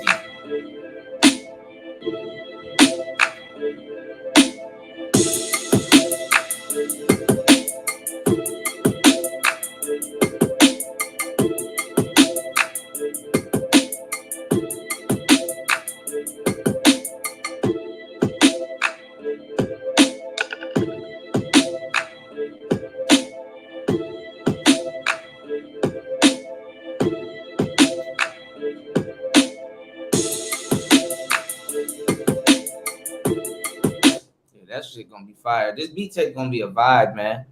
I'm just gonna one and done, just finish it and put it out. I got so much stuff to put out. I'm gonna probably put this on the Gumroad store. Let me see.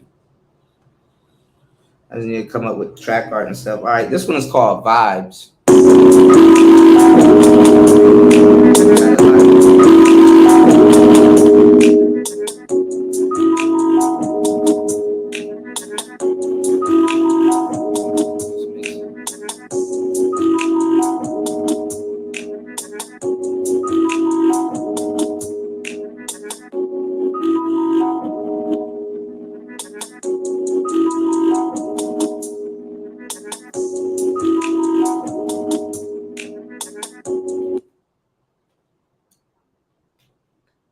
Let me see. I think it's supposed to have 8 tracks. We got 1, 2, 3, 4, 5, 6, 7, and 8. We already got 8 tracks.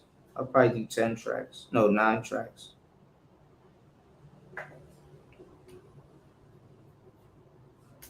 And put it all in song mode. Let's see.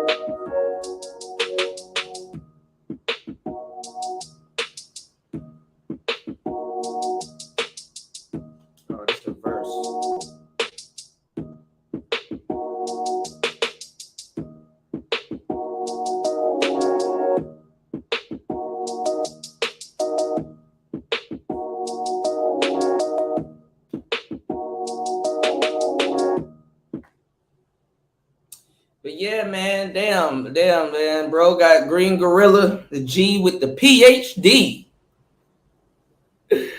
Yo,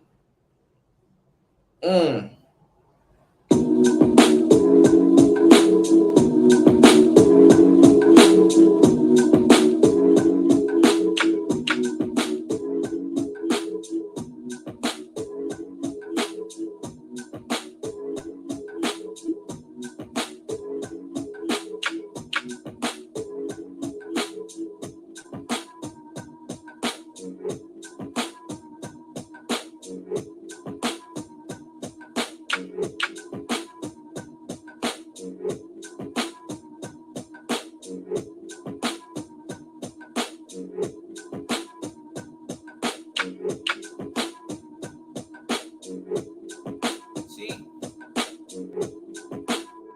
I was listening to Utopia, and I be thinking I gotta come up with like all of this like complex drum patterns and all kinds of stuff. Man, I don't gotta come up with none of that shit. Shit like this was on Utopia. Shit like this, something as basic as this. It's on Utopia. I'm trying to figure out where the hell did I go wrong.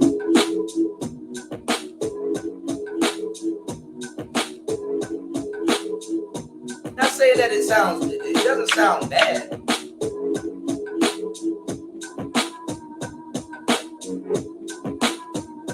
But it's like, man, how much money are they really putting into these budgets, man?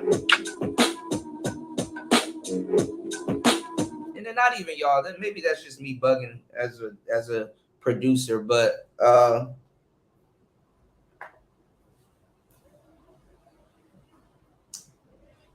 basic. Keep your beats basic. Basic goes a lot further. I know y'all sat down and watched me make about like 10 beats in one, in one setting and stuff like that. And yeah, the quantity is pretty good, but honestly, technique and quality goes further than quantity. So, my thing is though, is if I put out 10 songs, at least 2 or 3 of them joints will at least go, and then whatever, and then it's all up for interpretation. Does a person like the beat or not? Are they hearing something you didn't hear, or did you just make 10 good beats? I mean, it can be either or.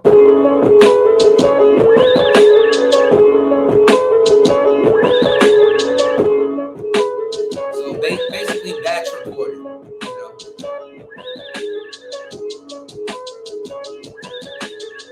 I put my foot on this one.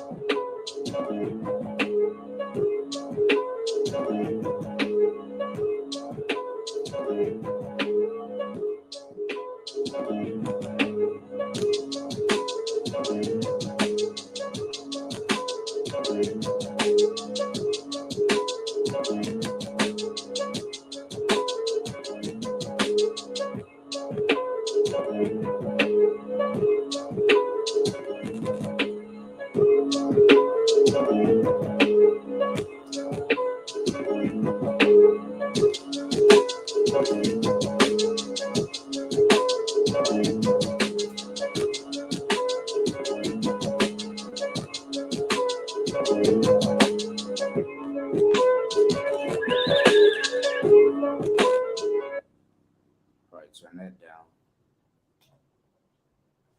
Shit, we might just put these out. 1, 2, 3, 4, 5, 6, 7. Oh, I'm 1 away from 8.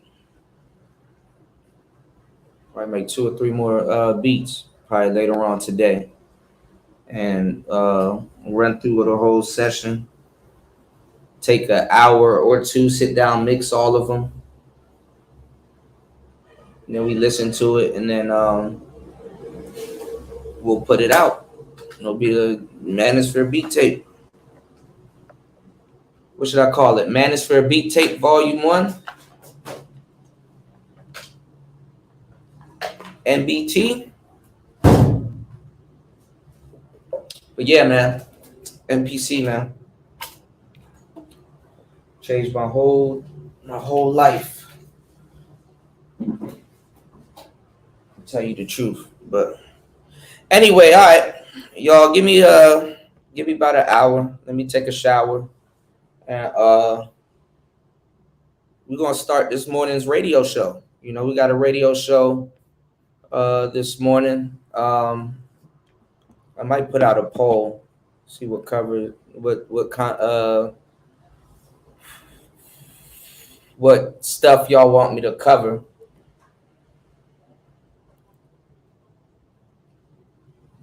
I don't know. We'll see.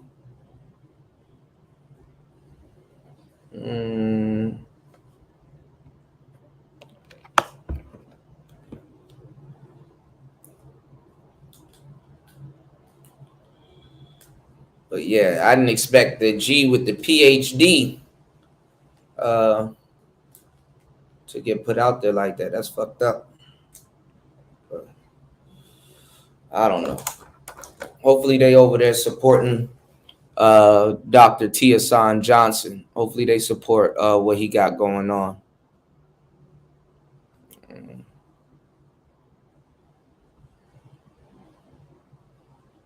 see.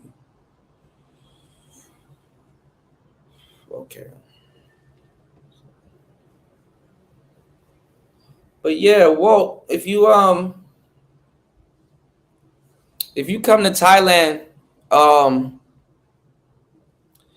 Khai, you know, if you want to like, you know, get something done, like, you know, while you're in while you're traveling and stuff like that, Nung Khai is like the spot. You know what I'm saying?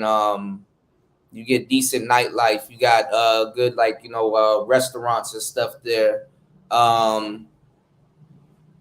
What else? There's a lot, like, you know, and then they're not expensive because most travelers are just going through, you know, so it's not expensive as Bangkok. You know, if you don't know where you at in Bangkok, bro, man, the food prices dramatically increases, you know.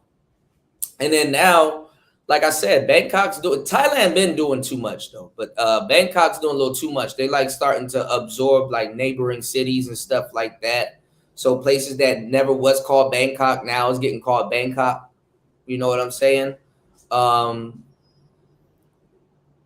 Sometimes depending on what province you're in, that will determine, you know what I'm saying? That will determine, you know, the quality of you know, of your experience there. Nong Khai is just a great space. It's just a great place. I can't even lie. I said if I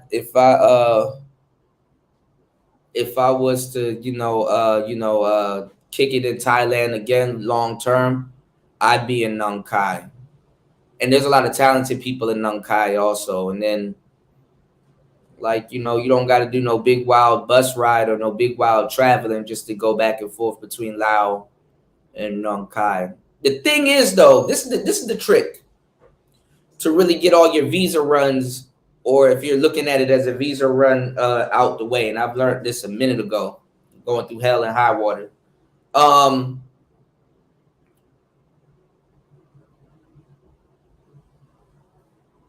When you go somewhere else, spend almost a month there.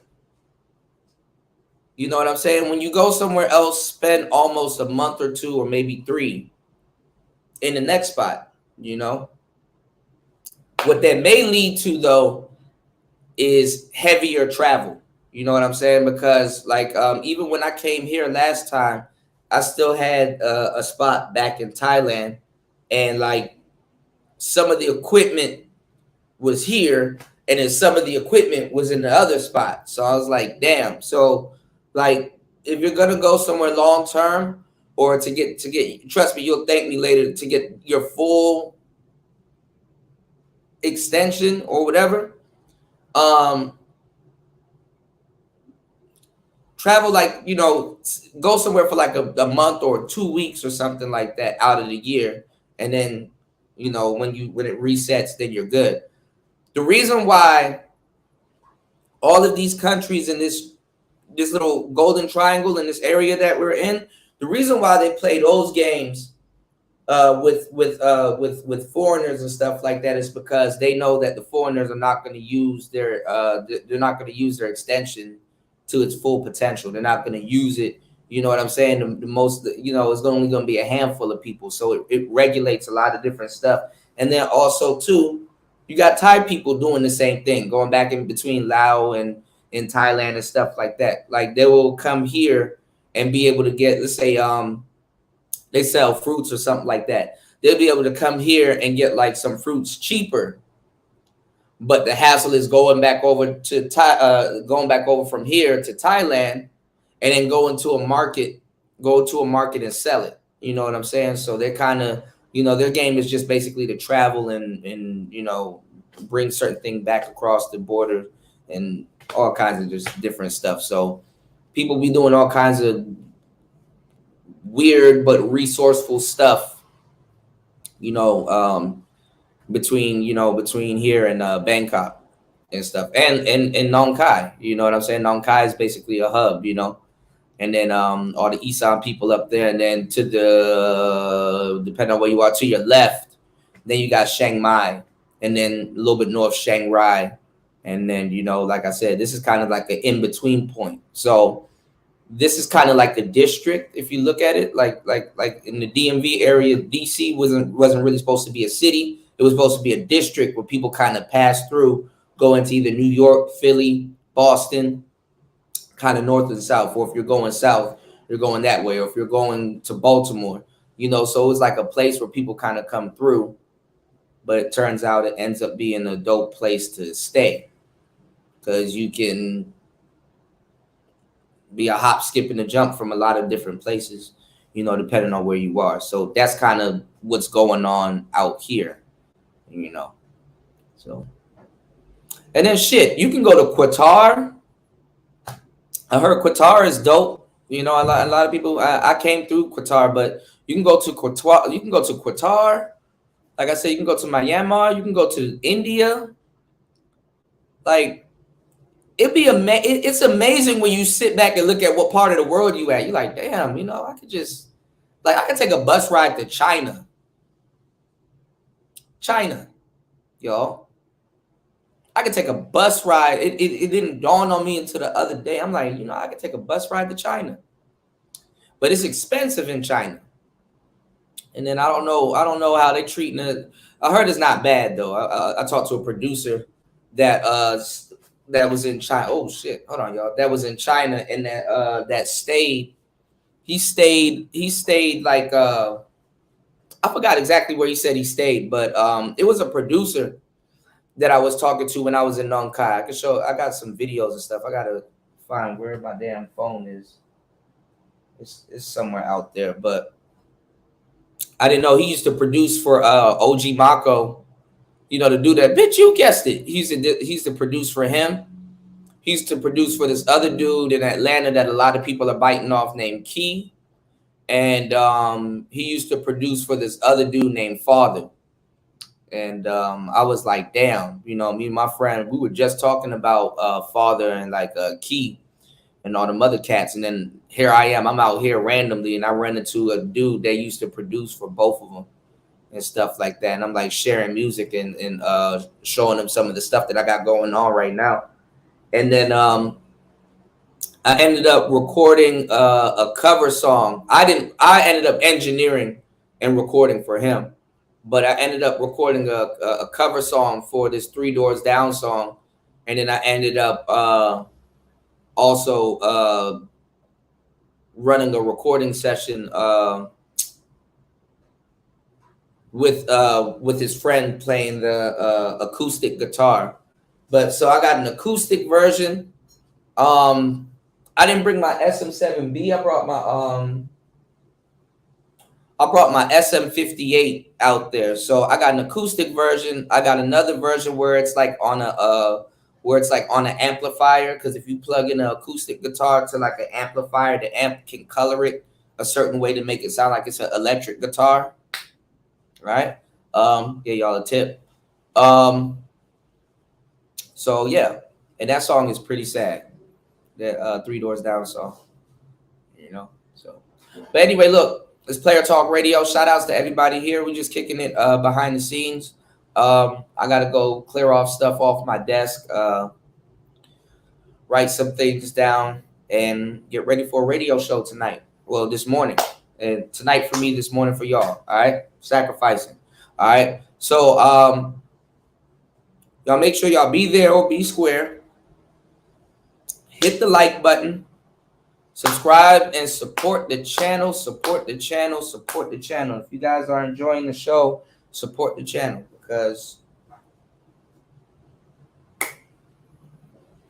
YouTube is hard. Takes a lot of time, effort, money, light bill, all kinds of shit, you know? So, you know, we got to keep things rolling, all right? And we're going to be making some beats.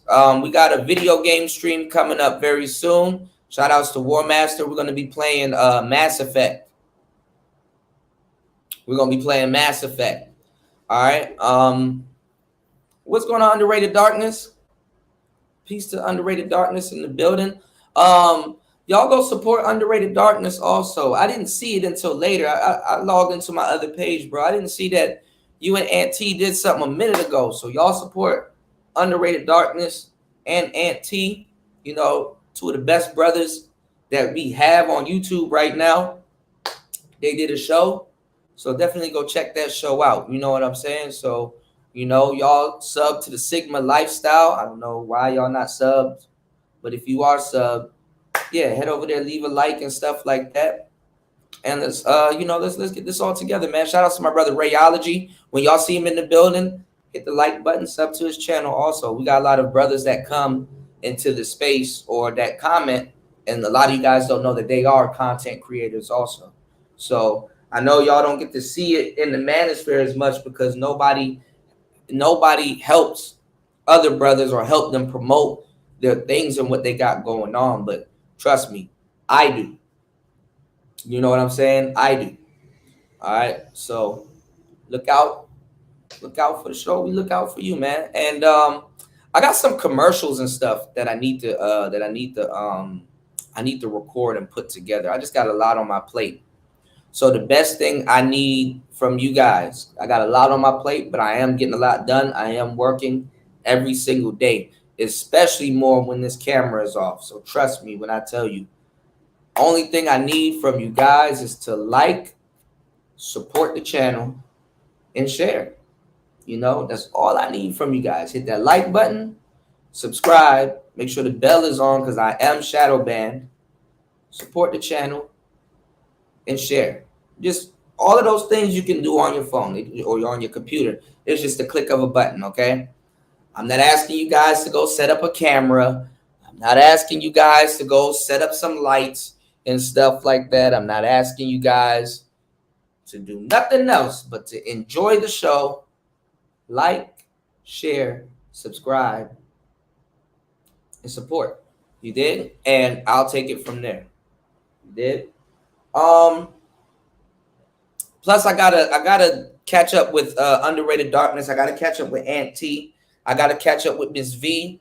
I'm thinking about doing the show probably here, and then I guess like do a half an hour here or an hour here, and then go to their platform. So probably like a 3-hour show. I wanted to run this idea by them, but like go from here to Miss V's platform. We get to kick it over there. I give y'all some extra game there. Then we run the Aunt T's platform. We get to kick it there. I give y'all some game there too that I didn't give y'all in the last 2 places here in this V show or wherever. So I'm gonna see if we can set something like that up. But that means I would have to be up late at night, which I usually am up working, to do that while it's during the daytime for you guys, and I can give you guys a lot of game about not just YouTube, but how to create online digital assets and market them. Because like I'm in the creation phase right now, and then I plan to spend the rest of the winter and fall going into January basically marketing. And me, I'm only one person, and there's but so much money you can spend on marketing and advertisement if you're spending money on marketing and advertisements, right? So I got to do little jiggy shit like create commercials and run them on the show, run them on the channel. I got to do other little sidebar assistant type stuff. So, I'll figure it out. You did? Yeah, I got my email right here. Let me it's better to hit me on YouTube though, because I'm not gonna lie, like I be missing y'all emails like shit. Cause I all of my emails are compromised. Like I can't tell if it's spam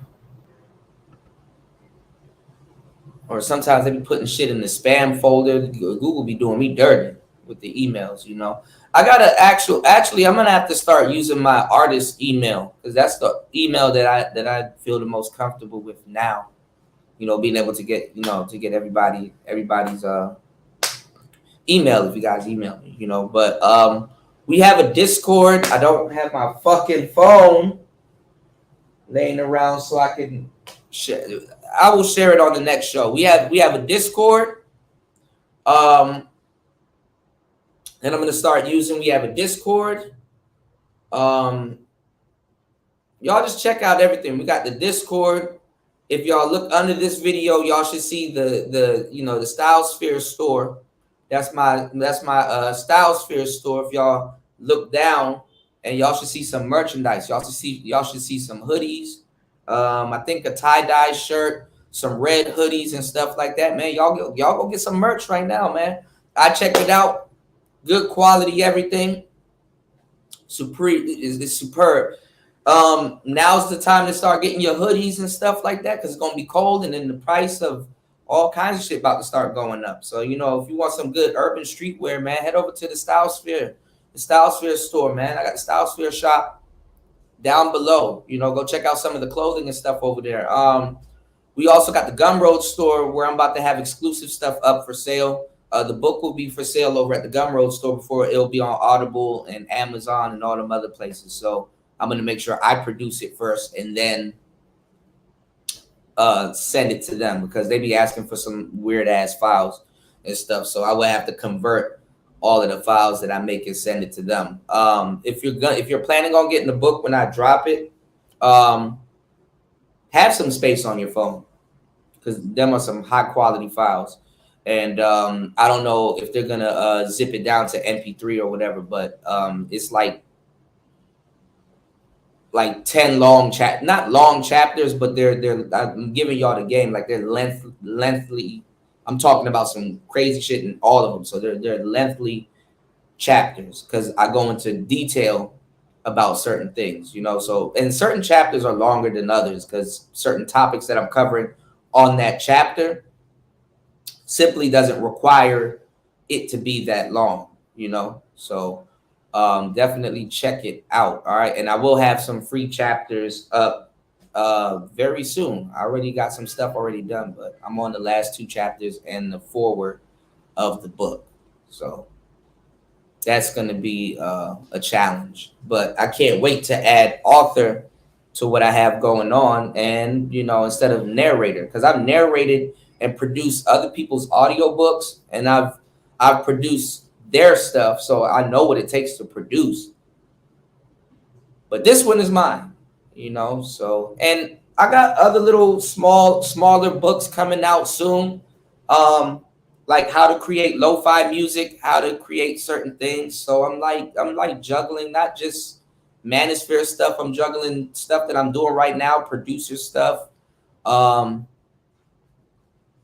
It's just a lot. And then I'm gonna have some exclusive episodes over there. And I think it's better than Patreon, to tell y'all the truth, because once you buy it, it's yours. You own it. You know, once you buy it, those files and stuff that you get to download with everything, the PDF, all that stuff, I got those same files. You know, now it's not a master file. Obviously, you're not buying the master recording, but you're buying, you know, some high quality stuff. You know that I have, and like I said, have space on your phone. You know, or your tablet, or wherever you're going to be listening to and reading the book. So if you get the audio book, it comes with the PDF. If you get the PDF, you just get the PDF, you know, but it is what it is. It's almost done. And then y'all asked me about the music, the She-Ra 7 mixtape. I got like 2 verses I need to finish, and then I gotta mix those and then that's done also. So most of everything is done. What I do is I kind of get everything up, and then I come back around and just finish it. You know, so and sometimes I will take a break from working on one thing, as y'all can see, and then I'll go work on something else. So I try to, you know, say, okay, you know what? I'm gonna take a break from writing this. I'm gonna do a show, you know, or I'm gonna do, and then I have to have time to sit down and study and do my research on a lot of the things that I'm talking about on the show. So I got some camera footage stuff, some behind the scenes stuff. So if y'all ever wanted to know what it's like to work with me or do certain things or how I work, y'all will get a bit of that there. And like I said, it's a lot of long nights, early mornings, not sleeping, all kinds of stuff. A lot of shit goes into what I do. And then I'll be doing some long ass live streams, y'all. Like, come on, man. So, you know, I'm definitely on my job. It's just that YouTube is not as easy as it may seem. I could sit up here. We could talk to Walt about editing alone. You know, just editing a 5-minute video. Oh, that's an hour. You know, it could take a whole hour to edit a 5-minute video, depending on what you're doing. You know, but eventually you work smarter. And I don't know. They say it gets better the more you work. We'll see. You know, just working my ass off. So y'all hit the like button, subscribe, support tonight's show or today's show for you guys. Support today's show. We will be right back, and we're gonna talk about Lizzo. Lizzo apparently hurt people. Lizzo got a bunch of women coming after her, saying that she's worse than the people that she claims to be getting bullied by.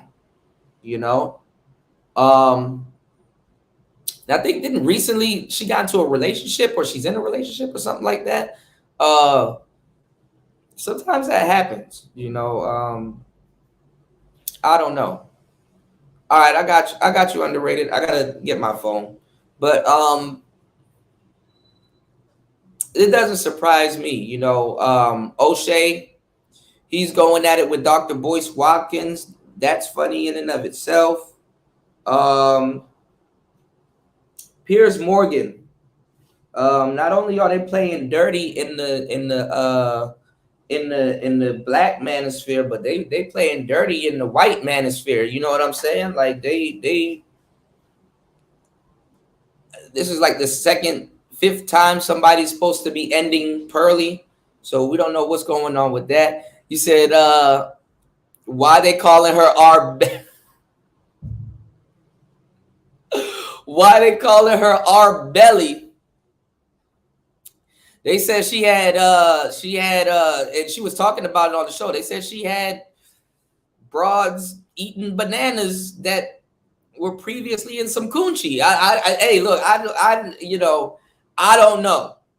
All right, but whose coochie was the banana in? That first of all, that's what I want to find out. And bitch, why are you eating it? And how can you find pre-coochie bananas?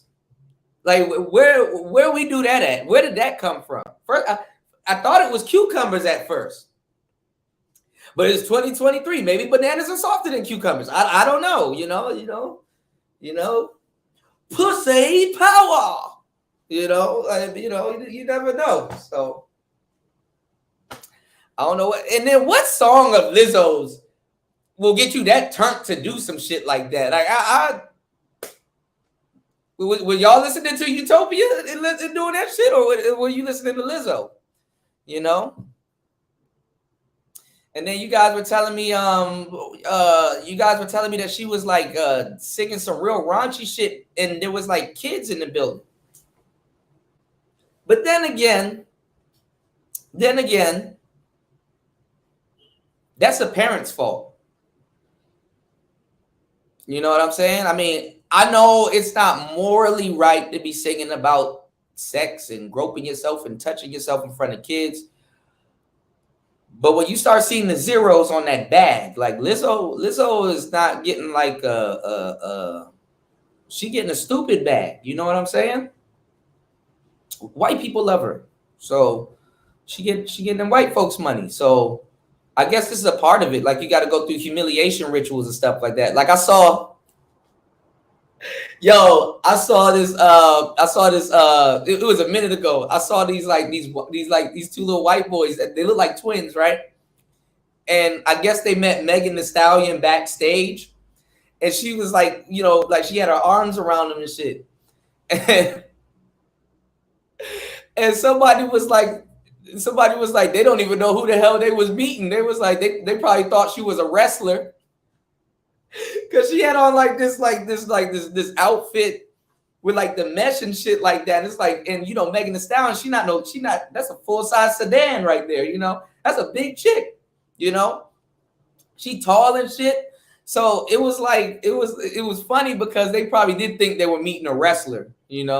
Megan Thee Stallion actually got an athletic build. Like the women usually her size, they usually become wrestlers. And actually too, man, like I'm not gonna lie, ladies, y'all holding it down in a lot of different sectors, man. We're gonna talk about that when we get to the music talk because like the female rappers are holding down the rap game right now. I'm not even gonna lie. I've been looking at some of the stuff Raven and like Mace and a couple people be showing me when it comes down to wrestling. Them girls nowadays, they wrestling their ass off, Back when I used to watch wrestling, like the Attitude Era and shit like that, like Trish Stratus and some of those Stacy Keibler, some of them broads used to wrestle. Some of them used to wrestle. Some more harder than other ones, but they were more so about being divas. Like these chicks nowadays, they bitches getting kicked in the face, getting hit with chairs and all kind. I'm like, oh, y'all wrestling. Okay, shit, Then I was looking at something too where they were talking about. Probably got to ask Raven what it is. It's like back in the day where they had the reality, like of course wrestling has a fake element to it, but they used to have like these shows called Tough Enough, where like some of your favorite wrestlers that probably were semi-retired or just don't really wrestle in the ring anymore. They would like train like the next up and coming wrestlers. So like your favorite wrestler would be like a coach or something like that. And I forgot his name, but one of the dudes that they had in there, they got rid of him though because they said he was too rough. They said he was the one training like any woman that came through WWF, he was in charge of training them. And I ain't gonna lie, he got some monsters under his belt. You know what I'm saying? I mean, I'm not saying that he did something, but he got some monsters under his belt. They got rid of him because they say he was too rough. But I ain't gonna lie, you got some well trained. You got some well trained female wrestlers up out of that. And then what's her name? I used to like who's Snoop Dogg's cousin that wrestles? The Sasha Banks chick. I like her. She cute. Yo, I've been going down the rabbit hole too. I've been getting into these chiropractic videos, like where the chiropractors be like cracking certain people's like bones and stuff. I'll be watching those videos. It'd be like a baddie with like some spandex on and the dude up there cracking her bones and shit. It's like, oh damn, I actually like that. There's some good content. And then obviously there's a bunch of channels that do that. As it's come to my attention, you said women are fighting the dudes more in the WWE. They train though. They be doing them drop toe holds. They be doing, they trained. Back in the Attitude Era, there was only but so many women that were like trained like that. Like Lita got a pass because she was a luchador, even though the luchadors trained the shit out of they women. Lita was doing some fly shit. I'm not gonna lie, not too many women can hold a candle to Lita. Jumping off the top of something and doing a Hurricane Rana, that that ain't no average female shit. So Lita alone, they couldn't really hold a candle to her. Trish Stratus, I ain't gonna lie, she worked her ass off, but there was like other little dangerous little broads that was around at the time, like Jazz. I saw Jazz recently. She done turned into a Dizike. I mean, she gotta keep up with it. I don't know. Who else was going off back in the day? Female wise, China was dope, but China was just more so of like a brute. You know what I'm saying? China was like she was just strong. You know, was it like China was super kicking a bitch or doing hurricane ranas? But China would throw your ass about that ring. You know. So she was strong, and then she just was tight because she was hanging around Triple H. You know what I'm saying? So yeah, y'all know what's up. But it wasn't way too many trained women back in the days. But the Sasha Banks chick trained. That other chick with that one long ponytail, she's dope. I like her too. The sister, you know, you got some sisters that they got motion and stuff, and then you got Ronda Rousey trained. You know, not really, but you know, trained enough. Um, you just got some random. You got some random fully trained you know, athletes there. You know, WWF wrestlers are superstars. You know, in their own right. You know, their bodies take a lot more torture than a lot of other people. You know. Yeah, Bianca Clark. Yeah.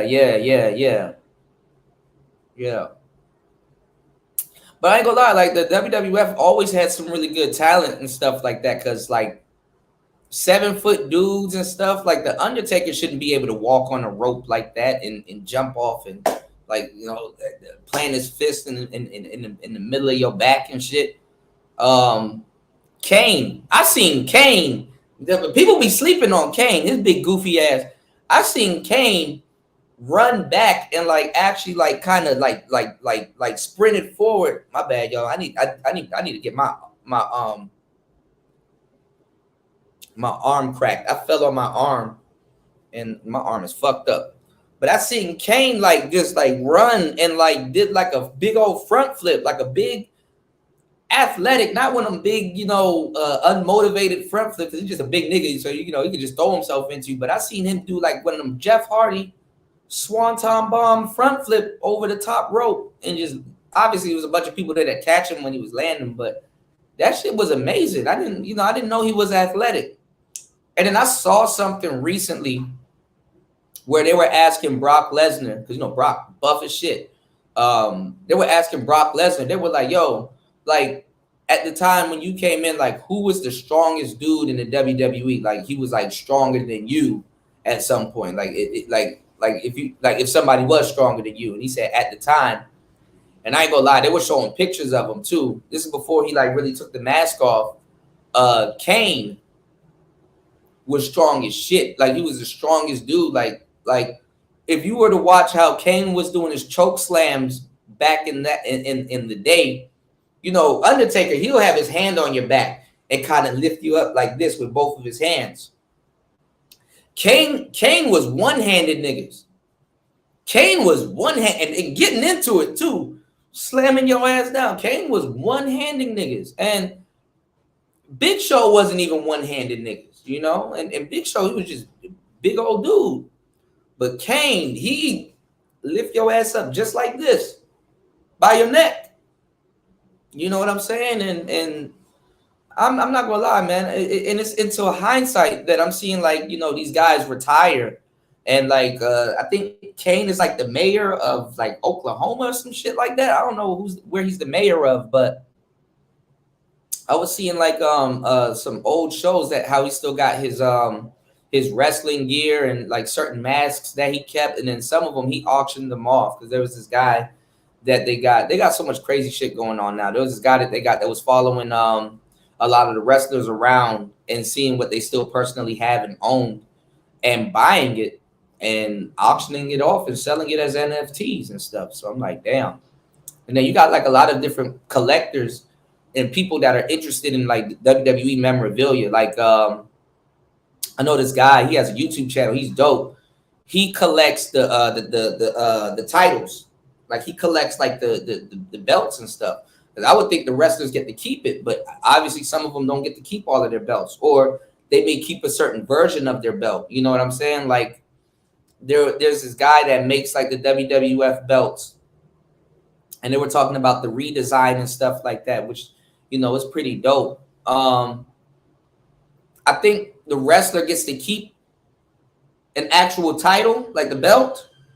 But when he's traveling around and moving around and going certain places, he has another replica of the belt with him. Like he has like another version of the belt, you know, that he takes with him, you know.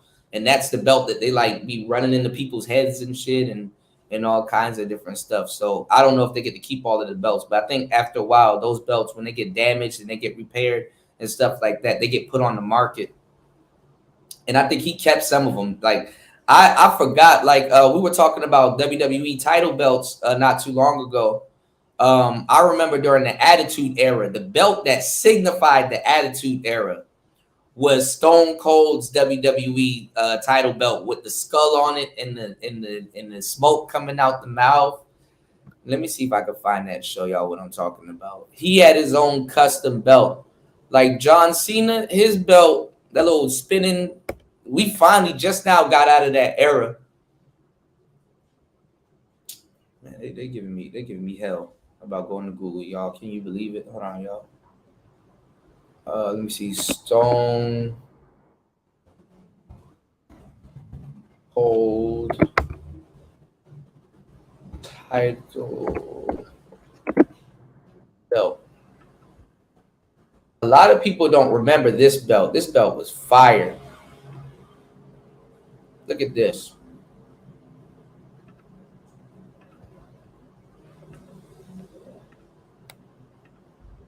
Look at this. This one.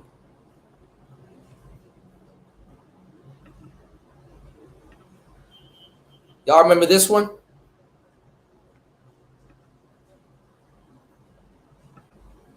That joint is fire. With the rattlesnakes, the devil's in the details, y'all. That shit is fire.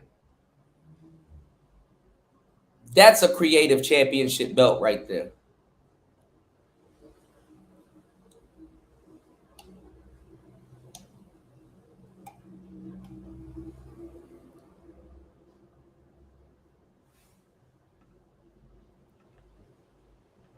Here he is with it.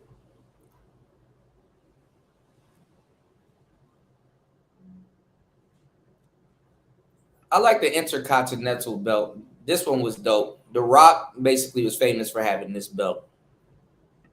Yeah. That shit was dope. Attitude Era.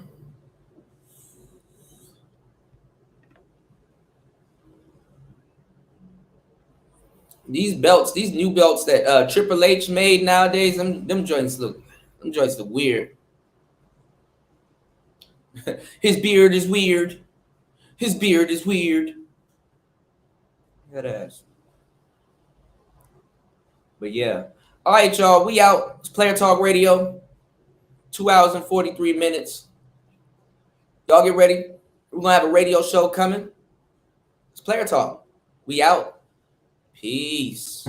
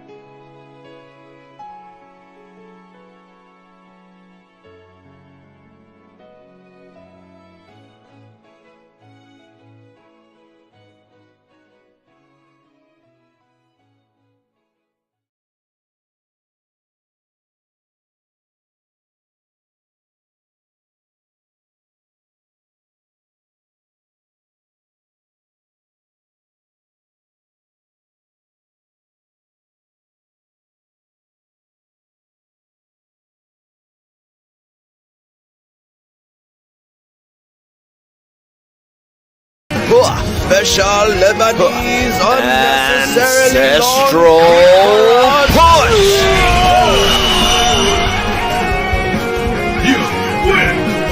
You know, you're gonna need some sea moss to recover from that one. Luckily, I have some available. Only 3 easy payments of $6.99.95 per ounce.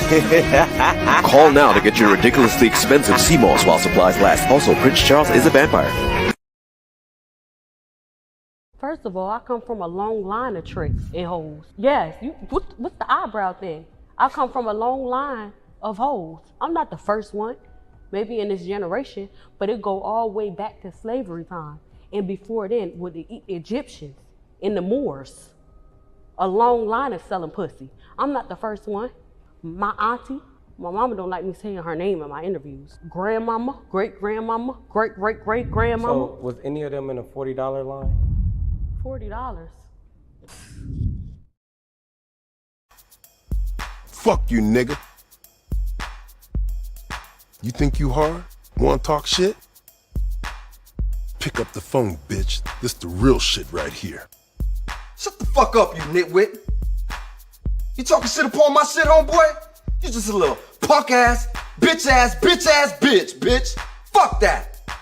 Thousands of niggas is waiting for your motherfucking call, and they all talking shit up on that ass right now.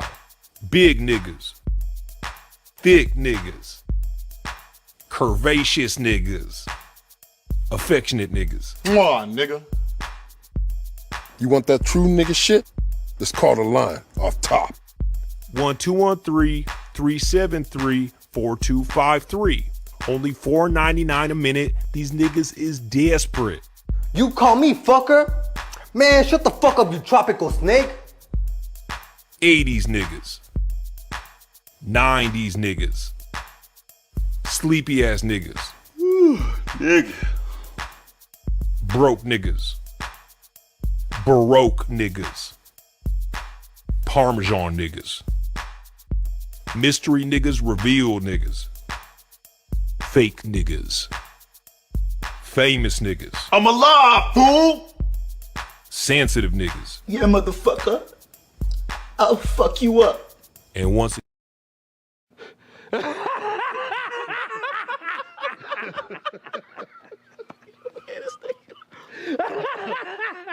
That's funny.